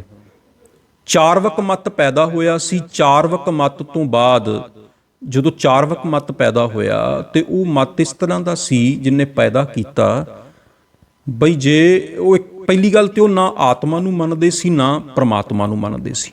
ਤੇ ਦੂਜਾ ਗੱਲ ਉਹਨਾਂ ਦਾ ਇਹ ਸੀਗਾ ਕਹਿਣਾ, ਉਹਨਾਂ ਦਾ ਜਿਹੜਾ ਧਰਮ ਦਾ ਉਪਦੇਸ਼ ਸੀ, ਕਿਉਂਕਿ ਸ਼ਬਦ ਵਰਤਨੇ ਪੈਂਦੇ ਨੇ ਮਜਬੂਰੀ ਵਿੱਚ, ਬਈ ਜਿੰਨਾ ਚਿਰ ਮਨ ਪੂਰੀ ਤਰ੍ਹਾਂ ਰੱਜ ਨਹੀਂ ਨਾ ਜਾਂਦਾ ਪਦਾਰਥਾਂ ਤੋਂ, ਰਸਾਂ ਤੋਂ, ਭੋਗਾਂ ਤੋਂ, ਉਹਨਾਂ ਚਿਰ ਤ੍ਰਿਪਤ ਨਹੀਂ ਹੋ ਸਕਦਾ। ਇਸ ਕਰਕੇ ਜੋ ਮਨ ਚਾਹੁੰਦਾ ਉਹ ਇਹਨੂੰ ਦਿਓ, ਮਨ ਨੂੰ ਖੁੱਲ੍ਹਾ ਛੱਡ ਦਿਓ। ਜਿਵੇਂ ਅੱਜ ਅਸੀਂ ਕਹਿੰਦੇ ਨਾ ਪੱਛਮੀ ਸੱਭਿਅਤਾ ਦਾ ਬਹੁਤ ਜ਼ਿਆਦਾ ਪ੍ਰਚਾਰ ਹੋ ਰਿਹਾ ਵੀ ਹੁਣ ਰਹਿਣ ਸਹਿਣ ਬਦਲ ਗਿਆ, ਅੱਗੋਂ ਬੱਚਿਆਂ ਦਾ ਵੀ ਜੀਵਨ ਬਦਲ ਰਿਹਾ, ਪੱਛਮੀ ਸੱਭਿਅਤਾ ਦਾ ਬਹੁਤ ਜ਼ਿਆਦਾ ਅਸਰ ਪੈ ਰਿਹਾ ਹੈ। ਇਹ ਚੀਜ਼ਾਂ ਅੱਜ ਤੋਂ 2-2.5 ਹਜ਼ਾਰ ਸਾਲ ਪਹਿਲਾਂ ਵੀ ਹੋ ਚੁੱਕੀਆਂ ਨੇ। ਇਸ ਤਰ੍ਹਾਂ ਦੇ ਮੱਤ ਵੀ ਪੈਦਾ ਹੋ ਚੁੱਕੇ ਨੇ। ਤੁਸੀਂ ਚਾਰਵਕ ਮੱਤ ਨੂੰ ਕਦੇ ਪੜ੍ਹ ਕੇ ਵੇਖਿਓ। ਉਸ ਤੋਂ ਬਾਅਦ ਇੱਕ ਵਾਮ ਮਾਰਗ ਚੱਲਿਆ ਚਾਰਵਕ ਦੇ ਵਿੱਚੋਂ ਹੀ, ਉਹਦੇ ਵਿੱਚ ਵੀ ਇਹੀ ਸੀਗਾ, ਨਾ ਉਹ ਪ੍ਰਮਾਤਮਾ ਨੂੰ ਮੰਨਦੇ ਸੀ, ਨਾ ਆਤਮਾ ਨੂੰ ਮੰਨਦੇ ਸੀ। ਉਹਨਾਂ ਦਾ ਕਹਿਣਾ ਸੀ ਵੀ ਜੋ ਕੁਝ ਹੈ ਮਨ ਹੈ, ਤੇ ਜੇ ਮਨ ਨੂੰ ਤ੍ਰਿਪਤ ਕਰਨਾ, ਸੁਖੀ ਕਰਨਾ, ਜੋ ਕੁਝ ਵੀ ਮੰਗਦਾ, ਜੋ ਕੁਝ ਇਹ ਭੋਗਣਾ ਚਾਹੁੰਦਾ, ਜੋ ਖਾਣਾ ਚਾਹੁੰਦਾ, ਜੋ ਪੀਣਾ ਚਾਹੁੰਦਾ, ਜੋ ਪਾਉਣਾ ਚਾਹੁੰਦਾ, ਖੁੱਲ੍ਹਾ ਛੱਡ ਦਿਓ, ਕੋਈ ਵੀ ਬੰਦਸ਼ ਨਹੀਂ ਹੋਣੀ ਚਾਹੀਦੀ, ਤੇ ਸ਼ਾਇਦ ਮਨ ਤ੍ਰਿਪਤ ਹੋ ਜਾਏਗਾ। ਪਰ ਗੁਰੂ ਨਾਨਕ ਦੇਵ ਸਾਹਿਬ ਜੀ ਆਪਣੀ ਬਾਣੀ ਵਿੱਚ ਸਮਝਾਉਣਾ ਚਾਹੁੰਦੇ ਨੇ ਕਿ ਨਹੀਂ ਪਿਆਰਿਓ, ਜੇ ਮਨ ਨੂੰ ਖੁੱਲ੍ਹਾ ਛੱਡ ਦਾਂਗੇ ਨਾ, ਫਿਰ ਵੀ ਇਹ ਤ੍ਰਿਪਤ ਨਹੀਂ ਹੋਣ ਲੱਗਾ, ਇਹਦੀ ਭੁੱਖ ਨਹੀਂ ਮਿਟਣ ਲੱਗੀ। ਜੇ ਸਾਰੀ ਦੁਨੀਆ ਦੇ ਪਦਾਰਥ ਵੀ ਇਕੱਠੇ ਕਰਕੇ ਦੇ ਦਿੱਤੇ ਜਾਣ, ਮਨ ਫਿਰ ਵੀ ਤ੍ਰਿਪਤ ਨਹੀਂ ਹੋਏਗਾ। ਭੁੱਖਿਆਂ ਭੁੱਖ ਨਾ ਉਤਰੀ ਜੇ ਬੰਨਾ ਪੁਰੀਆਂ ਭਾਰ, ਇਹ ਪੰਕਤੀ ਨੂੰ ਆਪਣੇ ਜੀਵਨ 'ਚ ਵਸਾ ਲਿਓ, ਬੜੀ ਸ਼ਾਂਤੀ ਆ ਜਾਏਗੀ, ਬੜੀ ਤ੍ਰਿਪਤੀ ਆ ਜਾਏਗੀ। ਭੁੱਖਿਆਂ ਭੁੱਖ ਨਾ ਉਤਰੀ ਜੇ ਬੰਨਾ ਪੁਰੀਆਂ ਭਾਰ, ਸਹਿਸ ਸਿਆਣਪਾਂ ਲੱਖ ਹੋਏ ਤਾਂ ਇੱਕ ਨਾ ਚੱਲੇ ਨਾਲ। ਲੱਖਾਂ ਹੀ ਬੰਦੇ 'ਚ ਚਲਾਕੀਆਂ ਹੋਣ, ਲੱਖਾਂ ਹੀ ਬੰਦੇ 'ਚ ਸਿਆਣਪਾਂ ਹੋਣ, ਸਤਿਗੁਰੂ ਫਰਮਾਉਂਦੇ ਨੇ ਇੱਕ ਵੀ ਪ੍ਰਮਾਤਮਾ ਦੇ ਰਾਹ ਵਿੱਚ ਕੰਮ ਨਹੀਂ ਆ ਸਕਦੀ। ਸਤਿਗੁਰੂ ਗੁਰੂ ਨਾਨਕ ਦੇਵ ਸਾਹਿਬ ਜੀ ਇੱਧਰ ਇਸ ਪੰਕਤੀ 'ਚ ਇਸ਼ਾਰਾ ਉਸ ਟਾਈਮ ਜਿਹੜੇ ਬਹੁਤ ਸਾਰੇ ਲੋਕ ਇਹ ਮੰਨਦੇ ਸੀ ਵੀ ਬਹੁਤ ਸਾਰੇ ਗ੍ਰੰਥ ਪੜ੍ਹ ਲਓ, ਬਹੁਤ ਸਾਰਾ ਗਿਆਨ ਇਕੱਠਾ ਕਰ ਲਓ, ਫਿਰ ਪ੍ਰਮਾਤਮਾ ਦੀ ਪ੍ਰਾਪਤੀ ਹੋ ਜਾਏਗੀ। ਗੁਰੂ ਨਾਨਕ ਦੇਵ ਸਾਹਿਬ ਜੀ ਉਹਦਾ ਵੀ ਖੰਡਨ ਕਰਦੇ ਨੇ, ਕਹਿੰਦੇ ਨੇ ਨਹੀਂ, ਜਿੰਨਾ ਮਰਜ਼ੀ ਗਿਆਨ ਇਕੱਠਾ ਕਰ ਲਓ, ਜਿੰਨੇ ਮਰਜ਼ੀ ਗ੍ਰੰਥ ਪੜ੍ਹ ਲਓ, ਜੋ ਕੁਛ ਮਰਜ਼ੀ ਕਰ ਲਓ, ਇਹ ਸਿਆਣਪਾਂ, ਇਹ ਚਲਾਕੀਆਂ ਤੁਹਾਨੂੰ ਪ੍ਰਮਾਤਮਾ ਤੱਕ ਨਹੀਂ ਪਹੁੰਚਾ ਸਕਣਗੀਆਂ। ਔਰ ਇਹ ਪੰਕਤੀ ਉਹਨਾਂ ਦੇ ਉੱਤੇ ਵੀ ਬੜੀ ਵੱਡੀ ਚੋਟ ਮਾਰਦੀ ਹੈ ਜਿਹੜੇ ਲੋਕਾਂ ਕੋਲ ਥੋੜ੍ਹੀ ਤਾਕਤ ਆ ਜਾਂਦੀ ਹੈ ਜਾਂ ਸਮਾਂ ਹੱਕ 'ਚ ਹੁੰਦਾ ਹੈ। ਤੁਸੀਂ ਵੇਖਦੇ ਨਾ ਬਹੁਤ ਸਾਰੇ ਲੋਕ ਜਿਹੜੇ ਬਹੁਤ ਚਲਾਕ ਹੁੰਦੇ ਨੇ, ਹੁਸ਼ਿਆਰ ਹੁੰਦੇ ਨੇ, ਉਹ ਦੂਜਿਆਂ ਦਾ ਹੱਕ ਤੱਕ ਖੋਹਣ ਲੱਗ ਪੈਂਦੇ ਨੇ, ਦੂਜਿਆਂ ਨਾਲ ਧੱਕਾ ਤੱਕ ਕਰਨ ਲੱਗ ਪੈਂਦੇ ਨੇ, ਦੂਜਿਆਂ ਦੇ ਰਾਹਾਂ ਵਿੱਚ ਕੰਡੇ ਤੱਕ ਬੀਜਣ ਲੱਗ ਪੈਂਦੇ ਨੇ। ਪਰ ਇਹ ਕੁਦਰਤ ਦਾ ਨਿਯਮ ਹੈ, ਜਿਹੜੀ ਚੀਜ਼ ਅਸੀਂ ਬੀਜਦੇ ਆ ਨਾ ਉਹ ਇੱਕ ਦਿਨ ਸਾਡੇ ਕੋਲ ਵਾਪਸ ਮੁੜ ਕੇ ਆਉਂਦੀ ਹੈ। ਅਸੀਂ ਮੰਨ ਲਓ ਕਣਕ ਬੀਜੀ, 1 ਮਣ ਬੀਜ ਧਰਤੀ 'ਚ ਪਾਇਆ, ਤੇ ਜਦੋਂ ਕਣਕ ਪੱਕੀ ਕਈ ਮਣ ਉਹ ਕਣਕ ਸਾਨੂੰ ਵਾਪਸ ਮਿਲ ਗਈ। ਅਸੀਂ ਇੱਕ ਬੀਜ ਕਿਸੇ ਰੁੱਖ ਦਾ ਲਾਤਾ, ਉਹ ਪੌਦਾ ਵੱਡਾ ਹੋ ਗਿਆ, ਉਹਦੇ ਤੇ ਫਲ ਲੱਗਿਆ, ਔਰ ਉਹਦੇ ਵਿੱਚੋਂ ਹੀ ਫਿਰ ਕਈ ਗੁਣਾ ਬੀਜ ਸਾਨੂੰ ਵਾਪਸ ਮਿਲ ਗਏ। ਇਹ ਕੁਦਰਤ ਦਾ ਨਿਯਮ ਹੈ। ਜੋ ਤੁਸੀਂ ਬੀਜੋਗੇ ਉਹ ਤੁਹਾਨੂੰ ਇੱਕ ਦਿਨ ਵੱਢਣਾ ਪੈਣਾ ਹੈ, ਉਹ ਮੁੜ ਕੇ ਤੁਹਾਡੇ ਕੋਲ ਵਾਪਸ ਆਉਣਾ ਹੀ ਆਉਣਾ ਹੈ। ਜੇ ਤੁਸੀਂ ਕਿਸੇ ਦਾ ਬੁਰਾ ਕਰਦੇ ਹੋ ਨਾ, ਉਹ ਵੀ ਇੱਕ ਦਿਨ ਤੁਹਾਡੀ ਜ਼ਿੰਦਗੀ ਵਿੱਚ ਵਾਪਸ ਆਏਗਾ। ਹੋ ਸਕਦਾ ਉਹ 5 ਸਾਲ ਬਾਅਦ ਆਏ, 10 ਸਾਲ ਬਾਅਦ ਆਏ, 15 ਸਾਲ ਬਾਅਦ ਆਏ, ਔਰ ਕਿਸ ਰੂਪ 'ਚ ਆਏ। ਹੋ ਸਕਦਾ ਤੁਹਾਡੇ ਬੱਚੇ, ਤੁਸੀਂ ਬਜ਼ੁਰਗ ਹੋ ਗਏ ਅੱਜ, ਬੱਚੇ ਤੁਹਾਡਾ ਕਹਿਣਾ ਨਹੀਂ ਮੰਨਦੇ। ਹੁਣ ਕਦੇ ਸਮਾਂ ਸੀ ਤੁਸੀਂ ਜਵਾਨ ਸੀ, ਤੁਹਾਡੇ ਕੋਲ ਤਾਕਤ ਸੀ, ਤੁਹਾਡੇ ਕੋਲ ਪਾਵਰ ਸੀ, ਪਰ ਉਹ ਪਾਵਰ ਜਿਹੜੀ ਸ਼ਿਫਟ ਹੋ ਗਈ, ਹੁਣ ਉਹ ਦੂਜਿਆਂ ਕੋਲ ਚਲੀ ਗਈ, ਉਹ ਤਾਕਤ ਦੂਜਿਆਂ ਕੋਲ ਚਲੀ ਗਈ। ਹੁਣ ਕੀ ਹੈ, ਜੋ ਤੁਸੀਂ ਬੀਜ ਬੀਜੇ ਸਨ ਉਹ ਤੁਹਾਨੂੰ ਹੁਣ ਵੱਢਣੇ ਪੈਣੇ ਨੇ। ਗੁਰੂ ਨਾਨਕ ਦੇਵ ਸਾਹਿਬ ਜੀ ਨੇ ਨਾ ਮਲਕ ਭਾਗੂ ਨੂੰ ਇਹੀ ਸਮਝਾਇਆ ਸੀ ਐਮਨਾਬਾਦ ਦੀ ਧਰਤੀ ਤੇ, ਜਦੋਂ ਪਾਤਸ਼ਾਹ ਭਾਈ ਲਾਲੋ ਦੇ ਘਰ 'ਚ ਰੁਕੇ ਹੋਏ ਸੀ ਨਾ, ਤੇ ਉੱਥੇ ਉਹਨਾਂ ਨੇ ਕੋਧਰੇ ਦਾ ਪ੍ਰਸ਼ਾਦਾ ਛਕਿਆ। ਮਲਕ ਭਾਗੂ ਨੇ ਘਰ ਵਿੱਚ ਇੱਕ ਬਹੁਤ ਵੱਡਾ ਪ੍ਰੋਗਰਾਮ ਰੱਖਿਆ ਹੋਇਆ ਸੀ, ਗੁਰੂ ਨਾਨਕ ਦੇਵ ਸਾਹਿਬ ਨੂੰ ਸੱਦਾ ਆਇਆ, ਉਹ ਨਹੀਂ ਗਏ।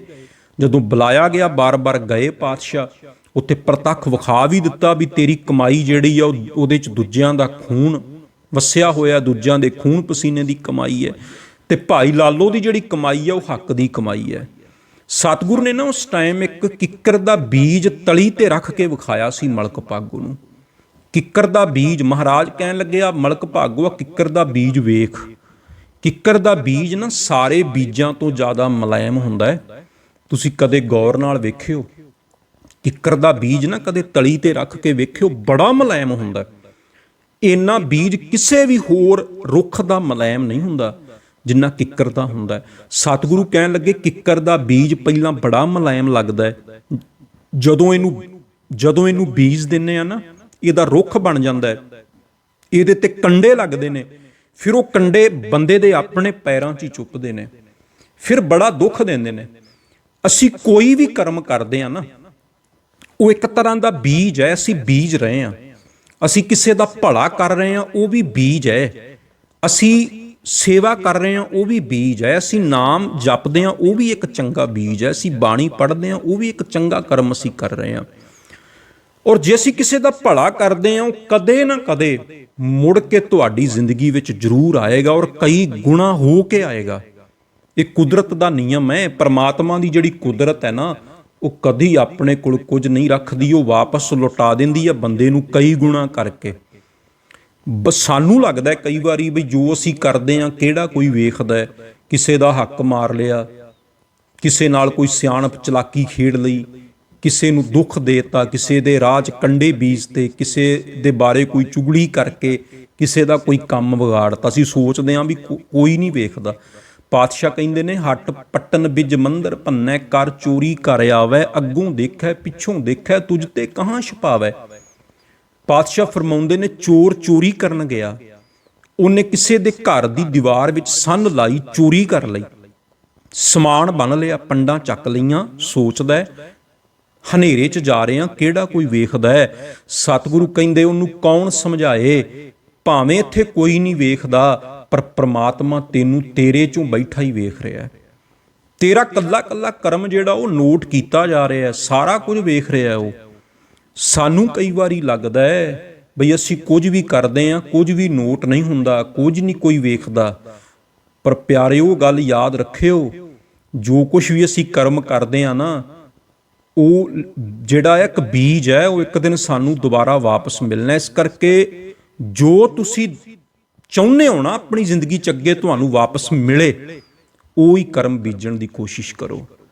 ਜੇ ਤੁਹਾਡੇ ਮਨ 'ਚ ਕਦੇ ਕਿਸੇ ਦਾ ਬੁਰਾ ਕਰਨ ਦਾ, ਕਿਸੇ ਦਾ ਹੱਕ ਮਾਰਨ ਦਾ, ਕਿਸੇ ਨਾਲ ਧੋਖਾ ਕਰਨ ਦਾ ਖਿਆਲ ਆਉਂਦਾ ਹੈ, ਤੇ ਯਾਦ ਰੱਖਿਓ ਇਹ ਬੀਜ ਤੁਹਾਨੂੰ ਦੁਬਾਰਾ ਕਈ ਗੁਣਾ ਫਲ ਦੇ ਰੂਪ ਵਿੱਚ ਮਿਲੇਗਾ।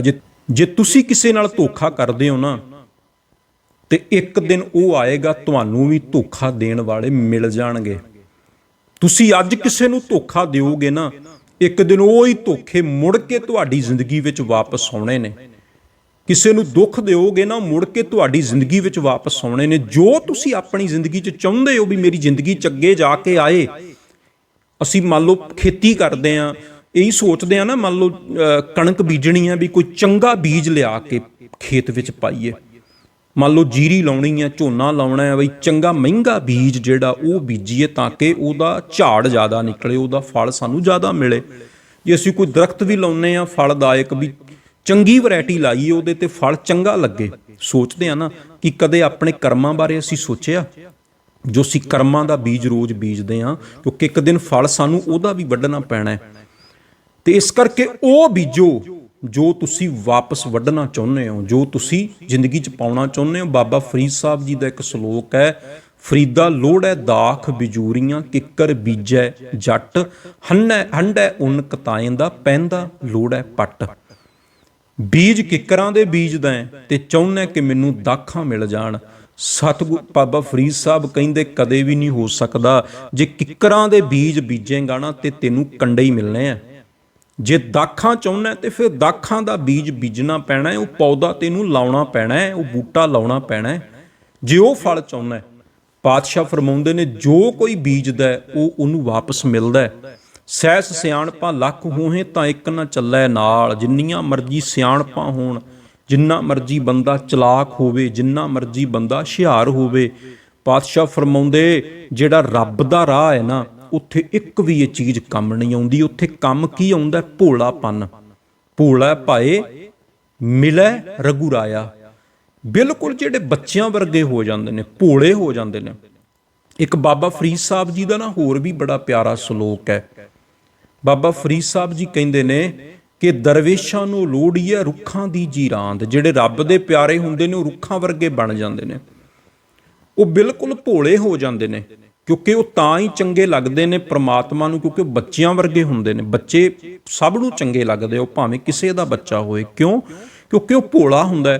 ਜਦੋਂ ਬੱਚਾ ਵੱਡਾ ਹੁੰਦਾ ਜਾਂਦਾ, ਉਹ ਦੁਨੀਆ ਦੀ ਰੰਗਤ ਉਹਦੇ ਤੇ ਚੜ੍ਹਦੀ ਜਾਂਦੀ ਹੈ। ਫਿਰ ਉਹ ਜਵਾਨ ਹੁੰਦਾ, ਹੌਲੀ ਹੌਲੀ ਦੁਨੀਆਦਾਰੀ ਨੂੰ ਸਮਝਦਾ, ਹੋਰ ਉਮਰ ਵੱਧਦੀ ਹੈ, ਹੋਰ ਚਲਾਕ ਹੋ ਜਾਂਦਾ, ਹੁਸ਼ਿਆਰ ਹੋ ਜਾਂਦਾ, ਹੋਰ ਦੁਨੀਆ ਨੂੰ ਘੱਟ ਚੰਗਾ ਲੱਗਣਾ ਸ਼ੁਰੂ ਹੋ ਜਾਂਦਾ। ਫਿਰ ਉਹ ਵਡੇਰਾ ਹੋ ਜਾਂਦਾ, ਔਰ ਜਿਵੇਂ ਵਡੇਰਾ ਹੁੰਦਾ ਫਿਰ ਉਹ ਤੇ ਬਹੁਤ ਜ਼ਿਆਦਾ ਸਖਤ ਹੋ ਜਾਂਦਾ ਹੈ, ਕਿਉਂਕਿ ਉਹਦੇ ਕੋਲ ਤਜਰਬਾ ਬਹੁਤ ਹੈ, ਉਹ ਚਲਾਕ ਬਹੁਤ ਹੈ, ਹੁਸ਼ਿਆਰ ਬਹੁਤ ਹੈ।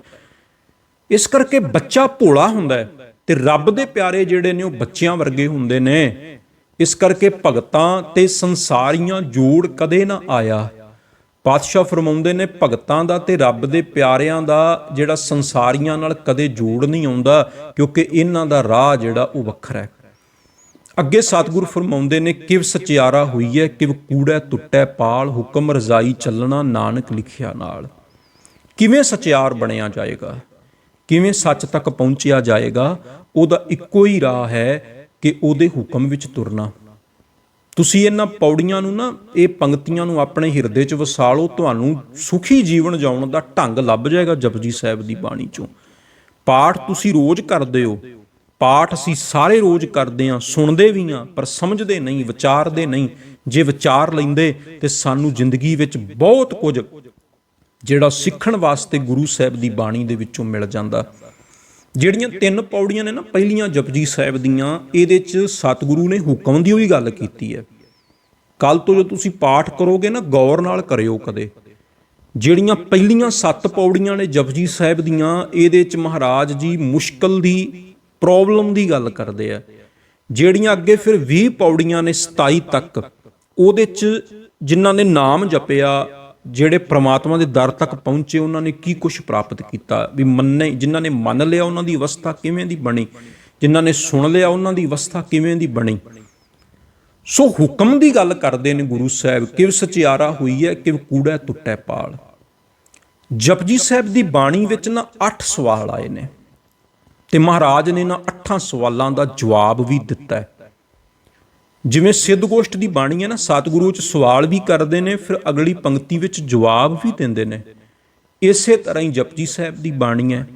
ਇੱਕ ਪੰਕਤੀ 'ਚ ਮਹਾਰਾਜ ਸਵਾਲ ਕਰਦੇ ਨੇ, ਅਗਲੀ ਪੰਕਤੀ 'ਚ ਉਹਦਾ ਜਵਾਬ ਦਿੰਦੇ ਨੇ।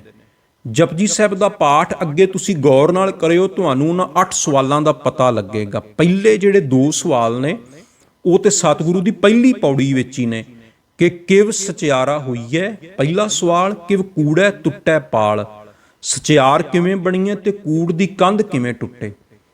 ਤੇ ਫਿਰ ਨਾਲ ਦੀ ਨਾਲ ਹੀ ਉੱਤਰ ਦੇਤਾ, ਹੁਕਮ ਰਜ਼ਾਈ ਚੱਲਣਾ ਨਾਨਕ ਲਿਖਿਆ ਨਾਲ। ਹੇ ਨਾਨਕ, ਵਾਹਿਗੁਰੂ ਦੇ ਹੁਕਮ ਵਿੱਚ ਚੱਲਣਾ, ਪਰਮਾਤਮਾ ਦੇ ਹੁਕਮ ਵਿੱਚ ਚੱਲਣਾ, ਇਹ ਇੱਕੋ ਇੱਕ ਤਰੀਕਾ ਹੈ ਸਚਿਆਰ ਹੋਣ ਦਾ। ਇਹ ਇੱਕੋ ਇੱਕ ਤਰੀਕਾ ਹੈ ਪਰਮਾਤਮਾ ਦੇ ਦਰ ਤੇ ਪਹੁੰਚਣ ਦਾ। ਕੋਈ ਹੋਰ ਦੂਜਾ ਤਰੀਕਾ ਨਹੀਂ ਹੋ ਸਕਦਾ। ਸੋ ਇਹ ਦੋ ਸਵਾਲ ਹੋ ਗਏ ਪਹਿਲੀ ਪੌੜੀ 'ਚ। ਫਿਰ ਅਗਲੇ ਸਵਾਲ ਜਿਹੜਾ ਤੀਜਾ ਤੇ ਚੌਥਾ ਸਵਾਲ ਹੈ, ਫੇਰ ਕੇ ਅੱਗੇ ਰੱਖੀ ਹੈ ਜਿਤ ਦਿਸੈ ਦਰਬਾਰ। ਤੀਜਾ ਸਵਾਲ, ਮੂੰਹ ਕੇ ਬੋਲਣ ਬੋਲੀ ਹੈ, ਜਿਤ ਸੁਣ ਧਰੇ ਪਿਆਰ।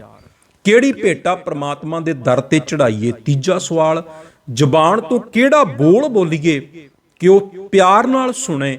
ਚੌਥਾ ਸਵਾਲ, ਅੰਮ੍ਰਿਤ ਵੇਲਾ ਸੱਚ ਨਾਉ ਵਡਿਆਈ ਵਿਚਾਰ। ਇਸ ਪੰਕਤੀ ਵਿੱਚ ਮਹਾਰਾਜ ਨੇ ਉੱਤਰ ਵੀ ਦੇ ਦਿੱਤਾ ਵੀ ਅੰਮ੍ਰਿਤ ਵੇਲੇ ਉੱਠਣਾ ਸਭ ਤੋਂ ਵੱਡੀ ਭੇਟਾ ਹੈ ਉਸ ਵਾਹਿਗੁਰੂ ਦੇ ਚਰਨਾਂ 'ਚ।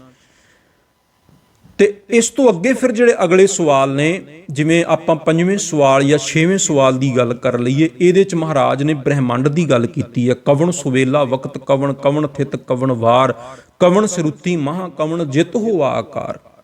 ਵੀ ਇਹ ਬ੍ਰਹਿਮੰਡ ਕਦੋਂ ਬਣਿਆ, ਬ੍ਰਹਿਮੰਡ ਦੀ ਰਚਨਾ ਕਦੋਂ ਹੋਈ, ਕਿਹੜਾ ਉਹ ਦਿਨ ਸੀ।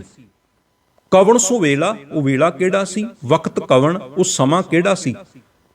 ਕਵਣ ਸੁਵੇਲਾ ਵਕਤ ਕਵਣ, ਕਵਣ ਥਿਤ ਕੌਣ ਵਾਰ, ਕਵਣ ਸਰੂਤੀ ਮਹਾ ਕਵਣ ਜਿਤ ਹੋਆ ਆਕਾਰ। ਕਿਹੜੀ ਰੁੱਤ ਸੀ, ਕਿਹੜਾ ਮਹੀਨਾ ਸੀ ਜਦੋਂ ਉਸ ਨੇ ਇਸ ਬ੍ਰਹਿਮੰਡ ਦੀ ਰਚਨਾ ਕੀਤੀ। ਸਤਿਗੁਰੂ ਅੱਗੇ ਕਹਿੰਦੇ ਨੇ ਉਸ ਦਿਨ ਦਾ ਕਿਸੇ ਨੂੰ ਵੀ ਨਹੀਂ ਪਤਾ। ਜੇ ਪਤਾ ਹੁੰਦਾ ਤੇ ਕਿਸੇ ਧਾਰਮਿਕ ਗ੍ਰੰਥ ਦੇ ਵਿੱਚ ਕਿਸੇ ਧਾਰਮਿਕ ਆਗੂ ਵੱਲੋਂ ਜ਼ਰੂਰ ਜ਼ਿਕਰ ਕੀਤਾ ਹੁੰਦਾ। ਫਿਰ ਅੱਗੇ ਇਹ ਵੀ ਸਵਾਲ ਆਏ ਆ, ਕਿਵ ਕਰ ਆਖਾਂ ਕਿਵ ਸਾਲਾਹੀ, ਕਿਉ ਵਰਨੀ ਕਿਵ ਜਾਣਾ। ਨਾਨਕ ਆਖਣ ਸਭ ਕੋ ਆਖੈ, ਇੱਕ ਦੂ ਇੱਕ ਸਿਆਣਾ। ਇਹ ਵੀ ਸਵਾਲ ਨੇ ਨਾ ਜਿਹੜੇ ਜਪਜੀ ਸਾਹਿਬ ਦੇ ਵਿੱਚ ਆਏ ਨੇ।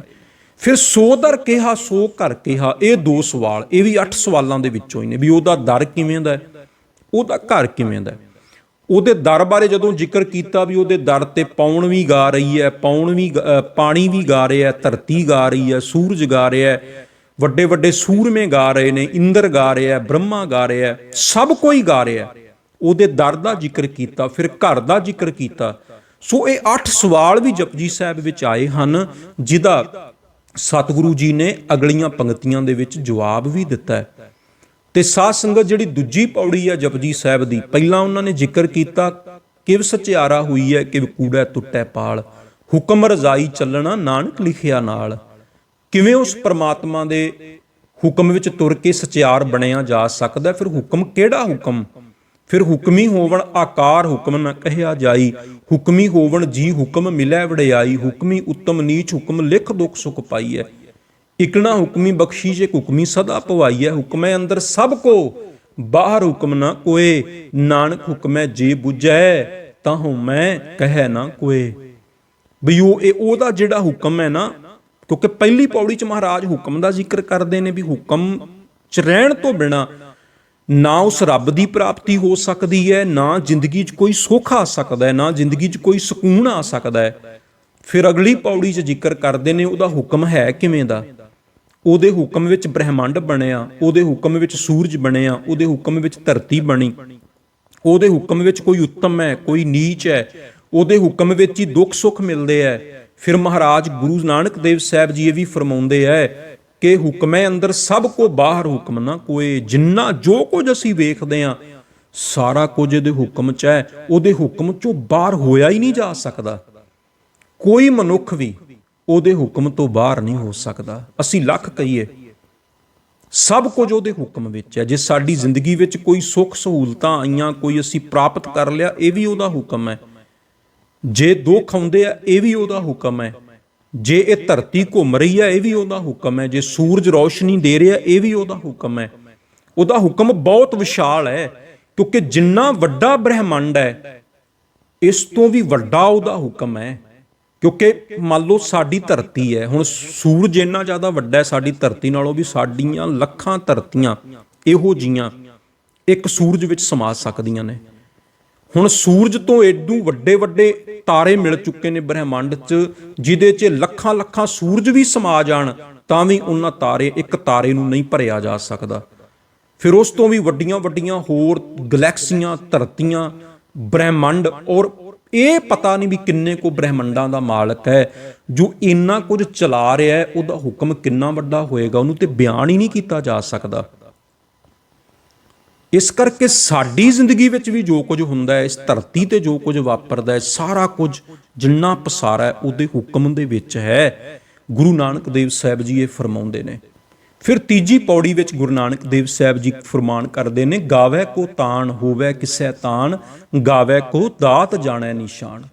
ਕੋਈ ਪਰਮਾਤਮਾ ਦੇ ਗੁਣ ਗਾਉਂਦਾ ਹੈ ਕਿ ਉਹ ਬੜਾ ਬਲਸ਼ਾਲੀ ਹੈ, ਤੇ ਗਾਇਆ ਵੀ ਤਾਂ ਹੀ ਜਾ ਸਕਦਾ ਜੋ ਬਲ ਦੇਵੇ। ਗਾਵੈ ਕੋ ਤਾਣ ਹੋਵੈ ਕਿਸੈ ਤਾਣ, ਗਾਵੈ ਕੋ ਦਾਤ ਜਾਣੈ ਨਿਸ਼ਾਨ। ਕੋਈ ਦਾਤਾਂ ਕਰਕੇ ਉਹਨੂੰ ਗਾ ਰਿਹਾ, ਕੋਈ ਕਿਸੇ ਤਰੀਕੇ ਗਾ ਰਿਹਾ, ਕੋਈ ਕਿਸੇ ਤਰੀਕੇ ਗਾ ਰਿਹਾ। ਗਾਵੈ ਕੋ ਗੁਣ ਵਡਿਆਈਆਂ ਚਾਰ, ਗਾਵੈ ਕੋ ਵਿਦਿਆ ਵਿਖਮ ਵਿਚਾਰ। ਕੋਈ ਉਹਦੀਆਂ ਸੋਹਣੀਆਂ ਵਡਿਆਈਆਂ ਗਾ ਰਿਹਾ, ਕੋਈ ਔਖੀ ਔਖੀ ਵਿਦਿਆ ਪੜ੍ਹ ਕੇ ਉਹਨੂੰ ਗਾ ਰਿਹਾ। ਗਾਵੈ ਕੋ ਵਿਦਿਆ ਵਿਖਮ ਵਿਚਾਰ, ਗਾਵੈ ਕੋ ਸਾਜ ਕਰੇ ਤਨਖੇ, ਗਾਵੈ ਕੋ ਜੀ ਲੈ ਫਿਰਦੇ। ਕੋਈ ਇਸ ਕਰਕੇ ਗਾਉਂਦਾ ਹੈ ਕਿ ਪ੍ਰਮਾਤਮਾ ਨੇ ਸਰੀਰ ਬਣਾਇਆ ਤੇ ਸਰੀਰ ਬਣਾ ਕੇ ਉਹਦੇ 'ਚ ਆਪਣੀ ਆਤਮਾ ਟਿਕਾ ਦਿੱਤੀ, ਉਹਨੇ ਹੀ ਸਾਜਿਆ। ਇਹ ਜਿਹੜਾ ਸਰੀਰ ਹੈ ਇਹ ਵੀ ਕਮਾਲ ਦੀ ਰਚਨਾ ਹੈ ਪ੍ਰਮਾਤਮਾ ਦੀ। ਜੋ ਬ੍ਰਹਮੰਡੇ ਸੋਈ ਪਿੰਡੇ, ਜੋ ਖੋਜੈ ਸੋ ਪਾਵੈ, ਪੀਪਾ ਪ੍ਰਣਵੈ ਪਰਮ ਤਤ ਹੈ, ਸਤਿਗੁਰੂ ਹੋਏ ਲਿਖਾਵੈ। ਜੋ ਕੁਝ ਸਾਡੇ ਸਰੀਰ 'ਚ ਹੈ ਉਹ ਹੀ ਪੂਰੇ ਬ੍ਰਹਮੰਡ 'ਚ ਹੈ। ਜਿਹੜੇ ਤੱਤ ਸਾਡੇ ਸਰੀਰ 'ਚ ਨੇ ਉਹ ਹੀ ਪੂਰੇ ਬ੍ਰਹਮੰਡ ਦੇ ਵਿੱਚ ਨੇ। ਸਾਡਾ ਸਰੀਰ ਪੂਰੇ ਬ੍ਰਹਮੰਡ ਦੇ ਨਾਲ ਜੁੜਿਆ ਹੋਇਆ ਹੈ, ਇਹ ਵੀ ਇਸੇ ਬ੍ਰਹਮੰਡ ਦਾ ਹਿੱਸਾ ਹੈ। ਤੇ ਸਤਿਗੁਰੂ ਫਰਮਾਉਂਦੇ ਨੇ, ਗਾਵੈ ਕੋ ਸਾਜ ਕਰੇ ਤਨ ਖੇ। ਕੋਈ ਇਸ ਕਰਕੇ ਗਾਉਂਦਾ ਹੈ ਕਿ ਵਾਹਿਗੁਰੂ ਸਰੀਰ ਘੜਦਾ ਹੈ, ਇਹਦੇ 'ਚ ਆਤਮਾ ਟਿਕਾਉਂਦਾ, ਤੇ ਫਿਰ ਇੱਕ ਦਿਨ ਕੀ ਹੁੰਦਾ ਹੈ, ਸਰੀਰ ਨੂੰ ਮਿੱਟੀ 'ਚ ਮਿਲਾ ਦਿੰਦਾ। ਗਾਵੈ ਕੋ ਜੀ ਲੈ ਫਿਰਦੇ, ਫਿਰ ਇਹਦੇ 'ਚੋਂ ਜਿੰਦ ਕੱਢ ਲੈਂਦਾ, ਜਿੰਦ ਕੱਢ ਕੇ ਤੇ ਕਿਸੇ ਹੋਰ ਸਰੀਰ ਵਿੱਚ ਟਿਕਾ ਦਿੰਦਾ। ਆਵਾ ਗਾਉਣ ਦਾ ਚੱਕਰ, ਜਿਹਨੂੰ 84 ਲੱਖ ਜੂਨ ਅਸੀਂ ਕਹਿੰਦੇ ਆ, ਸਤਿਗੁਰੂ ਕਹਿੰਦੇ ਨੇ ਕੋਈ ਇਸ ਕਰਕੇ ਉਹਨੂੰ ਗਾਉਂਦਾ। ਗਾਵੈ ਕੋ ਜੀ ਲੈ ਫਿਰਦੇ, ਗਾਵੈ ਕੋ ਜਾਪੈ ਦਿਸੈ ਦੂਰ, ਗਾਵੈ ਕੋ ਵੇਖੈ ਹਾਦਰਾ ਹਦੂਰ। ਕੋਈ ਇਸ ਕਰਕੇ ਗਾਉਂਦਾ ਕਿ ਪ੍ਰਮਾਤਮਾ ਬਹੁਤ ਨੇੜੇ ਹੈ, ਉਹ ਨੇੜੇ ਤੋਂ ਨੇੜੇ ਹੋਣ ਵਾਲੀਆਂ ਚੀਜ਼ਾਂ ਤੋਂ ਵੀ ਨੇੜੇ ਹੈ। ਉਹ ਸਾਡੇ ਹੱਥਾਂ ਪੈਰਾਂ ਤੋਂ ਵੀ ਨੇੜੇ ਹੈ, ਉਹ ਸਾਡੇ ਹੱਥਾਂ ਪੈਰਾਂ ਤੋਂ ਵੀ ਨੇੜੇ ਹੈ, ਸਾਡੇ ਅੰਦਰ ਵਸਿਆ ਹੋਇਆ ਹੈ। ਕੋਈ ਇਸ ਕਰਕੇ ਗਾਉਂਦਾ ਕਿ ਉਹ ਬਹੁਤ ਦੂਰ ਹੈ, ਉਹ ਕਿਸੇ ਹੋਰ ਧਰਤੀ ਤੇ ਰਹਿੰਦਾ ਹੈ, ਕਿਸੇ ਹੋਰ ਬ੍ਰਹਿਮੰਡ 'ਚ ਰਹਿੰਦਾ ਹੈ, ਕਿਤੇ ਦੂਰ ਬੈਠਾ ਵੇਖ ਰਿਹਾ ਹੈ ਤੇ ਇਹ ਸਾਰਾ ਕੁਝ ਚਲਾ ਰਿਹਾ ਹੈ। ਗਾਵੈ ਕੋ ਜਾਪੈ ਦਿਸੈ ਦੂਰ, ਗਾਵੈ ਕੋ ਵੇਖੈ ਹਾਦਰਾ ਹਦੂਰ। ਕਥਨਾ ਕਥੀ ਨਾ ਆਵੈ ਟੋਟ, ਕਥ ਕਥ ਕਥੀ ਕੋਟੀ ਕੋਟ ਕੋਟ। ਦੇਂਦਾ ਦੇ ਲੈਂਦੇ ਥਕ ਪਾਹੇ, ਜੁਗਾ ਜੁਗੰਤਰ ਖਾਹੀ ਖਾਹੇ।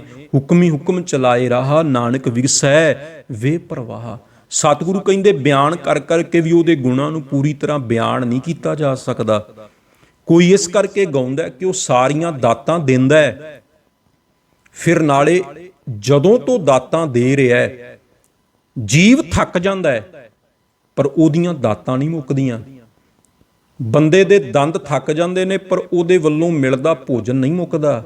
ਹੱਥ ਪੈਰ ਥੱਕ ਜਾਂਦੇ ਨੇ, ਮੰਨ ਲਓ ਬਚਪਨ ਤੋਂ ਪ੍ਰਮਾਤਮਾ ਬੰਦੇ ਨੂੰ ਭੋਜਨ ਦੇਣਾ ਸ਼ੁਰੂ ਕਰਦਾ ਹੈ, ਫਿਰ ਜਵਾਨ ਹੋ ਜਾਂਦਾ ਹੈ, ਬੁਢੇਪਾ ਆ ਜਾਂਦਾ ਹੈ, ਸਰੀਰ ਵਡੇਰਾ ਹੋ ਜਾਂਦਾ ਹੈ, ਦੰਦ ਵੀ ਮੂੰਹ ਚੋਂ ਝੜ ਜਾਂਦੇ ਨੇ, ਕੇਸ ਚਿੱਟੇ ਹੋ ਜਾਂਦੇ ਨੇ, ਹੱਥ ਥੱਕ ਜਾਂਦੇ ਨੇ, ਲੱਤਾਂ ਥੱਕ ਜਾਂਦੀਆਂ ਨੇ, ਪਰ ਉਹਦੀਆਂ ਦਾਤਾਂ ਨਹੀਂ ਮੁੱਕਦੀਆਂ। ਉਹ ਦਾਤਾਂ ਫਿਰ ਵੀ ਦਈ ਜਾਂਦਾ ਹੈ।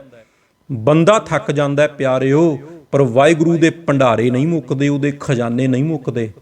ਉਹ ਇੰਨਾ ਵਿਸ਼ਾਲ ਹੈ, ਉਹਦੇ ਖਜ਼ਾਨੇ ਇੰਨੇ ਵੱਡੇ ਨੇ। ਦੇਂਦਾ ਦੇ ਲੈਂਦੇ ਥੱਕ ਪਾਹੇ, ਦੇਣ ਵਾਲਾ ਨਹੀਂ ਥੱਕਦਾ, ਲੈਣ ਵਾਲੇ ਥੱਕ ਜਾਂਦੇ ਨੇ। ਫਿਰ ਉਹ ਇੱਕ ਦੀ ਰੋਜੀ ਦਾ ਪ੍ਰਬੰਧ ਨਹੀਂ ਕਰਦਾ, ਕਿੰਨੇ ਹੀ ਤਰ੍ਹਾਂ ਦੇ ਜੀਵ ਨੇ, ਸਭ ਦੀ ਰੋਜੀ ਦਾ ਪ੍ਰਬੰਧ ਕਰਦਾ। ਜੁਗਾ ਜੁਗੰਤਰ ਖਾਹੀ ਖਾਏ। ਮਹਾਰਾਜ ਕਹਿੰਦੇ ਅੱਜ ਦੀ ਗੱਲ ਥੋੜ੍ਹਾ, ਮੰਨ ਲਓ ਅਸੀਂ ਤੇ ਸੋਚਦੇ ਹਾਂ ਵੀ ਮੰਨ ਲਓ ਮੇਰੀ 60 70 80 90 ਸਾਲ ਤੱਕ ਉਮਰ ਹੈ, ਮੇਰਾ ਕੀ ਬਣੇਗਾ, ਮੇਰੇ ਭੋਜਨ ਦਾ ਕਿਵੇਂ ਪ੍ਰਬੰਧ ਹੋਏਗਾ, ਬਹੁਤ ਸਾਰੀਆਂ ਚਿੰਤਾਵਾਂ ਹੁੰਦੀਆਂ ਨੇ, ਮੇਰੇ ਪਰਿਵਾਰ ਦਾ ਕੀ ਹੋਏਗਾ। ਬੰਦਾ ਇਸ ਤਰ੍ਹਾਂ ਦੀਆਂ ਚਿੰਤਾਵਾਂ ਲੈ ਕੇ ਘੁੰਮਦਾ ਹੈ, ਪਰ ਗੁਰਮੁਖੋ ਕਦੇ ਸੋਚਿਆ ਉਹ ਤੇ ਜੁਗਾਂ ਤੋਂ ਜੁਗਾਂਤਰਾਂ ਤੋਂ ਚਲਾ ਰਿਹਾ ਬ੍ਰਹਿਮੰਡ। ਉਹਨੂੰ ਉਹਨਾਂ ਜੀਵਾਂ ਦਾ ਵੀ ਫਿਕਰ ਹੈ ਜਿਹੜੇ ਸਮੁੰਦਰਾਂ ਦੇ ਪਾਣੀਆਂ 'ਚ ਰਹਿੰਦੇ ਨੇ, ਉਹਨੂੰ ਉਹਨਾਂ ਦਾ ਵੀ ਫਿਕਰ ਹੈ ਜਿਹੜੇ ਪਹਾੜਾਂ ਦੀਆਂ ਕੰਧਰਾਂ 'ਚ ਰਹਿੰਦੇ ਨੇ, ਉਹਨੂੰ ਉਹਨਾਂ ਦਾ ਵੀ ਫਿਕਰ ਹੈ ਜਿਹੜੇ ਧਰਤੀ ਦੀਆਂ ਖੁੱਡਾਂ 'ਚ ਰਹਿੰਦੇ ਨੇ, ਉਹਨੂੰ ਉਹਨਾਂ ਦਾ ਵੀ ਫਿਕਰ ਹੈ ਜਿਹੜੇ ਰੁੱਖਾਂ ਤੇ ਆਲ੍ਹਣੇ ਬਣਾ ਕੇ ਰਹਿੰਦੇ ਨੇ, ਉਹਨੂੰ ਸਭ ਦਾ ਫਿਕਰ ਹੈ। ਸਾਨੂੰ ਤੇ ਆਪਣਾ ਫਿਕਰ ਹੁੰਦਾ ਹੈ, ਆਪਣੇ ਪਰਿਵਾਰ ਦਾ ਫਿਕਰ ਹੁੰਦਾ, ਬਸ ਇੰਨਾ ਕੁ ਸੋਚਦੇ ਹਾਂ ਕਿਉਂਕਿ ਅਸੀਂ ਮੋਹ 'ਚ ਜਾਂਦੇ ਹਾਂ, ਸਾਡਾ ਦਾਇਰਾ ਉਹਨਾਂ ਕੁ ਸੋਚ ਦਾ। ਪਰ ਉਸ ਪ੍ਰਮਾਤਮਾ ਨੂੰ ਸਭ ਦੀ ਰੋਜੀ ਦਾ ਫਿਕਰ ਹੈ। ਇਸ ਕਰਕੇ ਕਦੇ ਵੀ ਉਹਦੀਆਂ ਬਖਸ਼ਿਸ਼ਾਂ ਤੇ ਸ਼ੱਕ ਨਾ ਕਰਿਓ। ਉਹਦੇ ਦੇਣ ਵਾਲੇ ਹੱਥ ਬੜੇ ਵਿਸ਼ਾਲ ਨੇ, ਉਹਦੇ ਭੰਡਾਰ ਬਹੁਤ ਵੱਡੇ ਨੇ, ਉਹਦੇ ਖਜ਼ਾਨੇ ਬਹੁਤ ਵੱਡੇ ਐ। ਸਾਡੀਆਂ ਝੋਲੀਆਂ ਛੋਟੀਆਂ ਨੇ, ਬਹੁਤ ਛੋਟੀਆਂ ਨੇ, ਪਰ ਉਹ ਦੇਣ ਵਾਲਾ ਬੜਾ ਦਿਆਲੂ ਹੈ, ਬੜਾ ਬੇਅੰਤ ਹੈ। ਇਸ ਕਰਕੇ ਉਹਦੇ ਕੋਲੋਂ ਹੀ ਮੰਗਣਾ ਚਾਹੀਦਾ, ਜਿਹੜਾ ਬੜਾ ਬੇਅੰਤ ਹੈ, ਜਿਹੜਾ ਦੇ ਕੇ ਕਦੇ ਅਹਿਸਾਨ ਨਹੀਂ ਜਤਾਉਂਦਾ, ਜਿਹੜਾ ਥਾਂ ਥਾਂ ਤੇ ਦੱਸਦਾ ਨਹੀਂ ਫਿਰਦਾ, ਜਿਹੜਾ ਇਹ ਨਹੀਂ ਕਹਿੰਦਾ ਵੀ ਮੇਰੇ ਅਹਿਸਾਨ ਨੂੰ ਸਦਾ ਯਾਦ ਰੱਖਿਓ ਜਾਂ ਸਦਾ ਮੇਰੇ ਥੱਲੇ ਹੀ ਲੱਗ ਕੇ ਰਿਓ। ਨਹੀਂ ਪਿਆਰਿਓ, ਇਸ ਤਰ੍ਹਾਂ ਦਾ ਦਾਤਾ ਹੈ ਜਿਹੜਾ ਦਿੰਦਾ ਪਰ ਕਦੇ ਵੀ ਜਤਾਉਂਦਾ ਨਹੀਂ। ਜੁਗਾਂ ਜੁਗੰਤਰ ਖਾਹੀ ਖਾਹੀ ਹੁਕਮੀ ਹੁਕਮ ਚਲਾਏ ਰਾਹ, ਨਾਨਕ ਵਿਗਸੈ ਵੇ ਪ੍ਰਵਾਹ। ਹੁਣ ਉਸੇ ਹੁਕਮ ਦੀ ਗੱਲ, ਪਹਿਲੀ ਪੌੜੀ 'ਚ ਵੀ ਹੁਕਮ ਦੀ ਗੱਲ, ਦੂਜੀ ਪੌੜੀ 'ਚ ਪੂਰਾ ਹੁਕਮ ਸਮਝਾਇਆ ਵੀ ਕਿਵੇਂ ਹੁਕਮ ਕੰਮ ਕਰਦਾ, ਤੇ ਤੀਜੀ ਪੌੜੀ 'ਚ ਮਹਾਰਾਜ ਕਹਿੰਦੇ ਨੇ ਹੁਕਮੀ ਹੁਕਮ ਚਲਾਏ ਰਾਹ। ਉਹ ਹੁਕਮ ਦੇ ਨਾਲ ਹੀ ਸਾਰਾ ਕੁਝ ਚਲਾ ਰਿਹਾ ਹੈ, ਉਹਦੇ ਆ ਨਿਯਮ ਜੋ ਬ੍ਰਹਿਮੰਡ ਨੂੰ ਚਲਾ ਰਹੇ ਨੇ ਉਹਦਾ ਹੀ ਹੁਕਮ ਹੈ। ਨਾਨਕ ਵਿਗਸੈ ਵੇ ਪ੍ਰਵਾਹ। ਉਹ ਜਿੰਨੇ ਵੀ ਜੀਵਾਂ ਦੀ ਰੋਜੀ ਦਾ ਪ੍ਰਬੰਧ ਕਰ ਰਿਹਾ ਨਾ, ਵੇਖ ਕੇ ਉਹ ਚਿੰਤਾ 'ਚ ਨਹੀਂ ਪੈਂਦਾ। ਸਾਨੂੰ ਤੇ ਚਿੰਤਾ ਹੋ ਜਾਂਦੀ ਹੈ ਨਾ ਛੋਟੇ ਛੋਟੇ ਕੰਮਾਂ ਦੀ। ਛੋਟਾ ਜਿਹਾ ਸਾਡਾ ਪਰਿਵਾਰ ਹੁੰਦਾ, ਕਿੰਨੇ ਕੁ ਮੈਂਬਰ ਹੁੰਦੇ ਆ, ਉਸ ਪਰਿਵਾਰ ਦੀ ਵੀ ਅਸੀਂ ਕਿੰਨੀ ਚਿੰਤਾ ਕਰਦੇ ਹਾਂ। ਪਰ ਗੁਰੂ ਨਾਨਕ ਦੇਵ ਸਾਹਿਬ ਜੀ ਫਰਮਾਉਂਦੇ ਹਨ, ਪਿਆਰਿਓ, ਉਹ ਇੰਨਾ ਵਿਸ਼ਾਲ ਹੈ, ਉਹ ਕਦੇ ਵੀ ਚਿੰਤਾ 'ਚ ਨਹੀਂ ਜਾਂਦਾ ਵੀ ਮੈਂ ਇੰਨੇ ਦੀ ਰੋਜ਼ੀਆਂ ਦਾ ਪ੍ਰਬੰਧ ਕਿਵੇਂ ਕਰਾਂਗਾ, ਅੱਗੇ ਕੀ ਹੋਏਗਾ। ਉਹ ਜੁਗਾਂ ਜੁਗੰਤਰਾਂ ਤੋਂ ਦੇ ਰਿਹਾ ਔਰ ਦਿੰਦਾ ਰਹੇਗਾ। ਨਾਨਕ ਵਿਗਸੈ ਵੇ ਪ੍ਰਵਾਹ। ਉਹ ਵੇ ਪ੍ਰਵਾਹ ਹੈ, ਉਹਨੂੰ ਕਿਸੇ ਗੱਲ ਦਾ ਫਿਕਰ ਨਹੀਂ, ਦੇ ਵੀ ਫਿਕਰ ਵੀ ਸਭ ਦਾ ਹੈ। ਕਮਾਲ ਦੀ ਗੱਲ ਹੈ ਨਾ, ਇਹ ਦੋਵੇਂ ਚੀਜ਼ਾਂ ਕਿਵੇਂ ਇਕੱਠੀਆਂ ਹੋ ਸਕਦੀਆਂ ਨੇ। ਅਸੀਂ ਆਮ ਕਿਸੇ ਬੰਦੇ ਬਾਰੇ ਸ਼ਬਦ ਵਰਤਣਾ ਹੋਏ ਨਾ, ਫਲਾਣਾ ਬੰਦਾ ਬੜਾ ਵੇ ਪ੍ਰਵਾਹ ਹੈ, ਉਹਦਾ ਮਤਲਬ ਇਹ ਹੁੰਦਾ ਵੀ ਇਹਨੂੰ ਫਿਕਰ ਨਹੀਂ ਕਿਸੇ ਚੀਜ਼ ਦਾ, ਕਿਸੇ ਕੰਮ ਦਾ, ਨਾ ਧਨ ਦਾ ਨਾ ਦੌਲਤ ਦਾ, ਵੀ ਕੰਮ ਭਾਵੇਂ ਵਿਗੜ ਜਾਏ ਸੌਰ ਜਾਏ, ਇਹ ਬੰਦਾ ਵੇ ਪ੍ਰਵਾਹ ਹੈ, ਵੀ ਇਹਦੇ ਅੰਦਰ ਕੋਈ ਫਿਕਰ ਨਹੀਂ। ਪਰ ਕਮਾਲ ਦੀ ਗੱਲ ਹੈ, ਪ੍ਰਮਾਤਮਾ ਫਿਕਰ ਵੀ ਸਾਰਿਆਂ ਦਾ ਕਰਦਾ ਹੈ। ਗੁਰੂ ਨਾਨਕ ਦੇਵ ਸਾਹਿਬ ਕਹਿੰਦੇ ਫਿਰ ਵੀ ਵੇ ਪ੍ਰਵਾਹ ਹੈ। ਉਹ ਜੁਗਾਂ ਜੁਗੰਤਰ ਖਾਹੀ ਖਾਹੇ, ਦੇਂਦਾ ਦੇ ਲੈਂਦੇ ਥਕ ਪਾਹੇ, ਜੁਗਾਂ ਜੁਗੰਤਰ ਖਾਹੀ ਖਾਹੇ। ਉਹ ਦੇ ਵੀ ਰਿਹਾ ਸਭ ਨੂੰ, ਪ੍ਰਬੰਧ ਵੀ ਕਰ ਰਿਹਾ ਸਾਰਿਆਂ ਦੀ ਰੋਜੀ ਦਾ, ਪਰ ਉਹ ਫਿਕਰ ਵੀ ਨਹੀਂ ਕਰਦਾ। ਉਹ ਵੇ ਪ੍ਰਵਾਹ ਹੈ, ਉਹ ਚਿੰਤਾ 'ਚ ਵੀ ਨਹੀਂ ਡੁੱਬਦਾ। ਇਹ ਨਹੀਂ ਵੀ ਉਹਦੇ ਮੱਥੇ ਤੇ ਕੋਈ ਤਿਉੜੀ ਹੋਵੇ, ਉਹ ਫਿਕਰ 'ਚ ਹੋਵੇ ਵੀ ਹੁਣ ਅਗਾਂ ਕੀ ਬਣੇਗਾ, ਕਿਵੇਂ ਗੁਜ਼ਾਰਾ ਹੋਏਗਾ ਸਾਰੀ ਧਰਤੀ ਦਾ, ਬ੍ਰਹਿਮੰਡ ਦਾ। ਨਹੀਂ, ਨਾਨਕ ਵਿਗਸੈ ਹੈ, ਉਹ ਖੁਸ਼ ਹੁੰਦਾ ਵੇਖ ਕੇ, ਉਹ ਆਨੰਦ 'ਚ ਰਹਿੰਦਾ ਹੈ, ਉਹ ਖਿੜਿਆ ਰਹਿੰਦਾ ਹੈ, ਤੇ ਨਾਲੇ ਉਹ ਵੇ ਪ੍ਰਵਾਹ ਹੈ। ਸੋ ਗੁਰੂ ਨਾਨਕ ਦੇਵ ਸਾਹਿਬ ਦੀਆਂ ਜਿਹੜੀਆਂ ਇਹ ਪੌੜੀਆਂ ਨੇ ਨਾ, ਜਪਜੀ ਸਾਹਿਬ ਦੀਆਂ ਪਹਿਲੀਆਂ 3 ਪੌੜੀਆਂ, ਇਹਨਾਂ ਦੇ ਵਿਚਾਰ ਜੇ ਸਾਡੀ ਜ਼ਿੰਦਗੀ 'ਚ ਆ ਜਾਣ ਨਾ, ਤੇ ਸਾਨੂੰ ਹੁਕਮ 'ਚ ਜਾਉਣਾ ਆ ਜਾਏ। ਜਿੱਦਣ ਉਹਦਾ ਹੁਕਮ ਸਮਝ ਆ ਗਿਆ, ਸਾਰੇ ਝਗੜੇ ਮੁੱਕ ਜਾਣਗੇ ਵੀ ਸਾਰਾ ਕੁਝ ਉਹਦੇ ਹੁਕਮ 'ਚ ਹੁੰਦਾ ਹੈ। ਅਸੀਂ ਤੇ ਐਵੇਂ ਵਿਅਰਥ ਵਿੱਚ ਚਿੰਤਾਵਾਂ ਲੈ ਕੇ ਘੁੰਮਦੇ ਹਾਂ। ਸਭ ਕੁਝ ਉਹ ਹੀ ਕਰਨ ਵਾਲਾ ਹੈ। ਸਾਡੀ ਜ਼ਿੰਦਗੀ ਵਿੱਚ ਜੋ ਕੁਝ ਵੀ ਵਾਪਰਦਾ ਉਹਦੇ ਹੁਕਮ 'ਚ ਹੁੰਦਾ ਹੈ। ਤੁਸੀਂ ਕਦੇ ਗੌਰ ਨਾਲ ਵੇਖਿਓ, ਜੋ ਅਸੀਂ ਸੋਚਦੇ ਹਾਂ ਕਿ ਸਦਾ ਉਹ ਹੁੰਦਾ ਹੈ, ਅਸੀਂ ਸੋਚਦੇ ਕੁਝ ਹਾਂ ਤੇ ਪ੍ਰਮਾਤਮਾ ਲੈ ਕਿਸੇ ਹੋਰ ਪਾਸੇ ਜਾਂਦਾ ਹੈ। ਜਿਵੇਂ ਗੁਰੂ ਗ੍ਰੰਥ ਸਾਹਿਬ ਦੀ ਬਾਣੀ ਦਾ ਵੀ ਬਚਨ ਹੈ ਨਾ, ਪੱਛਮ ਕੋ ਮਤਾ ਕਰੇ ਪੂਰਬ ਹੀ ਲੈ ਜਾਤ। ਸਲਾਹ ਬਣਾਈ ਸੀ ਪੱਛਮ ਵੱਲ ਜਾਣ ਦੀ, ਤੇ ਵਾਹਿਗੁਰੂ ਦਾ ਹੁਕਮ ਹੋਇਆ ਉਹ ਪੂਰਬ ਵੱਲ ਹੀ ਲੈ ਗਿਆ। ਉਹ ਆਪਣੀ ਮਰਜ਼ੀ ਨਾਲ ਕਿਸੇ ਹੋਰ ਪਾਸੇ ਲੈ ਗਿਆ। ਸਾਡੀ ਜ਼ਿੰਦਗੀ ਵਿੱਚ ਵੀ ਉਹ ਕੁਝ ਹੁੰਦਾ ਜੋ ਉਹਦਾ ਹੁਕਮ ਹੁੰਦਾ ਹੈ।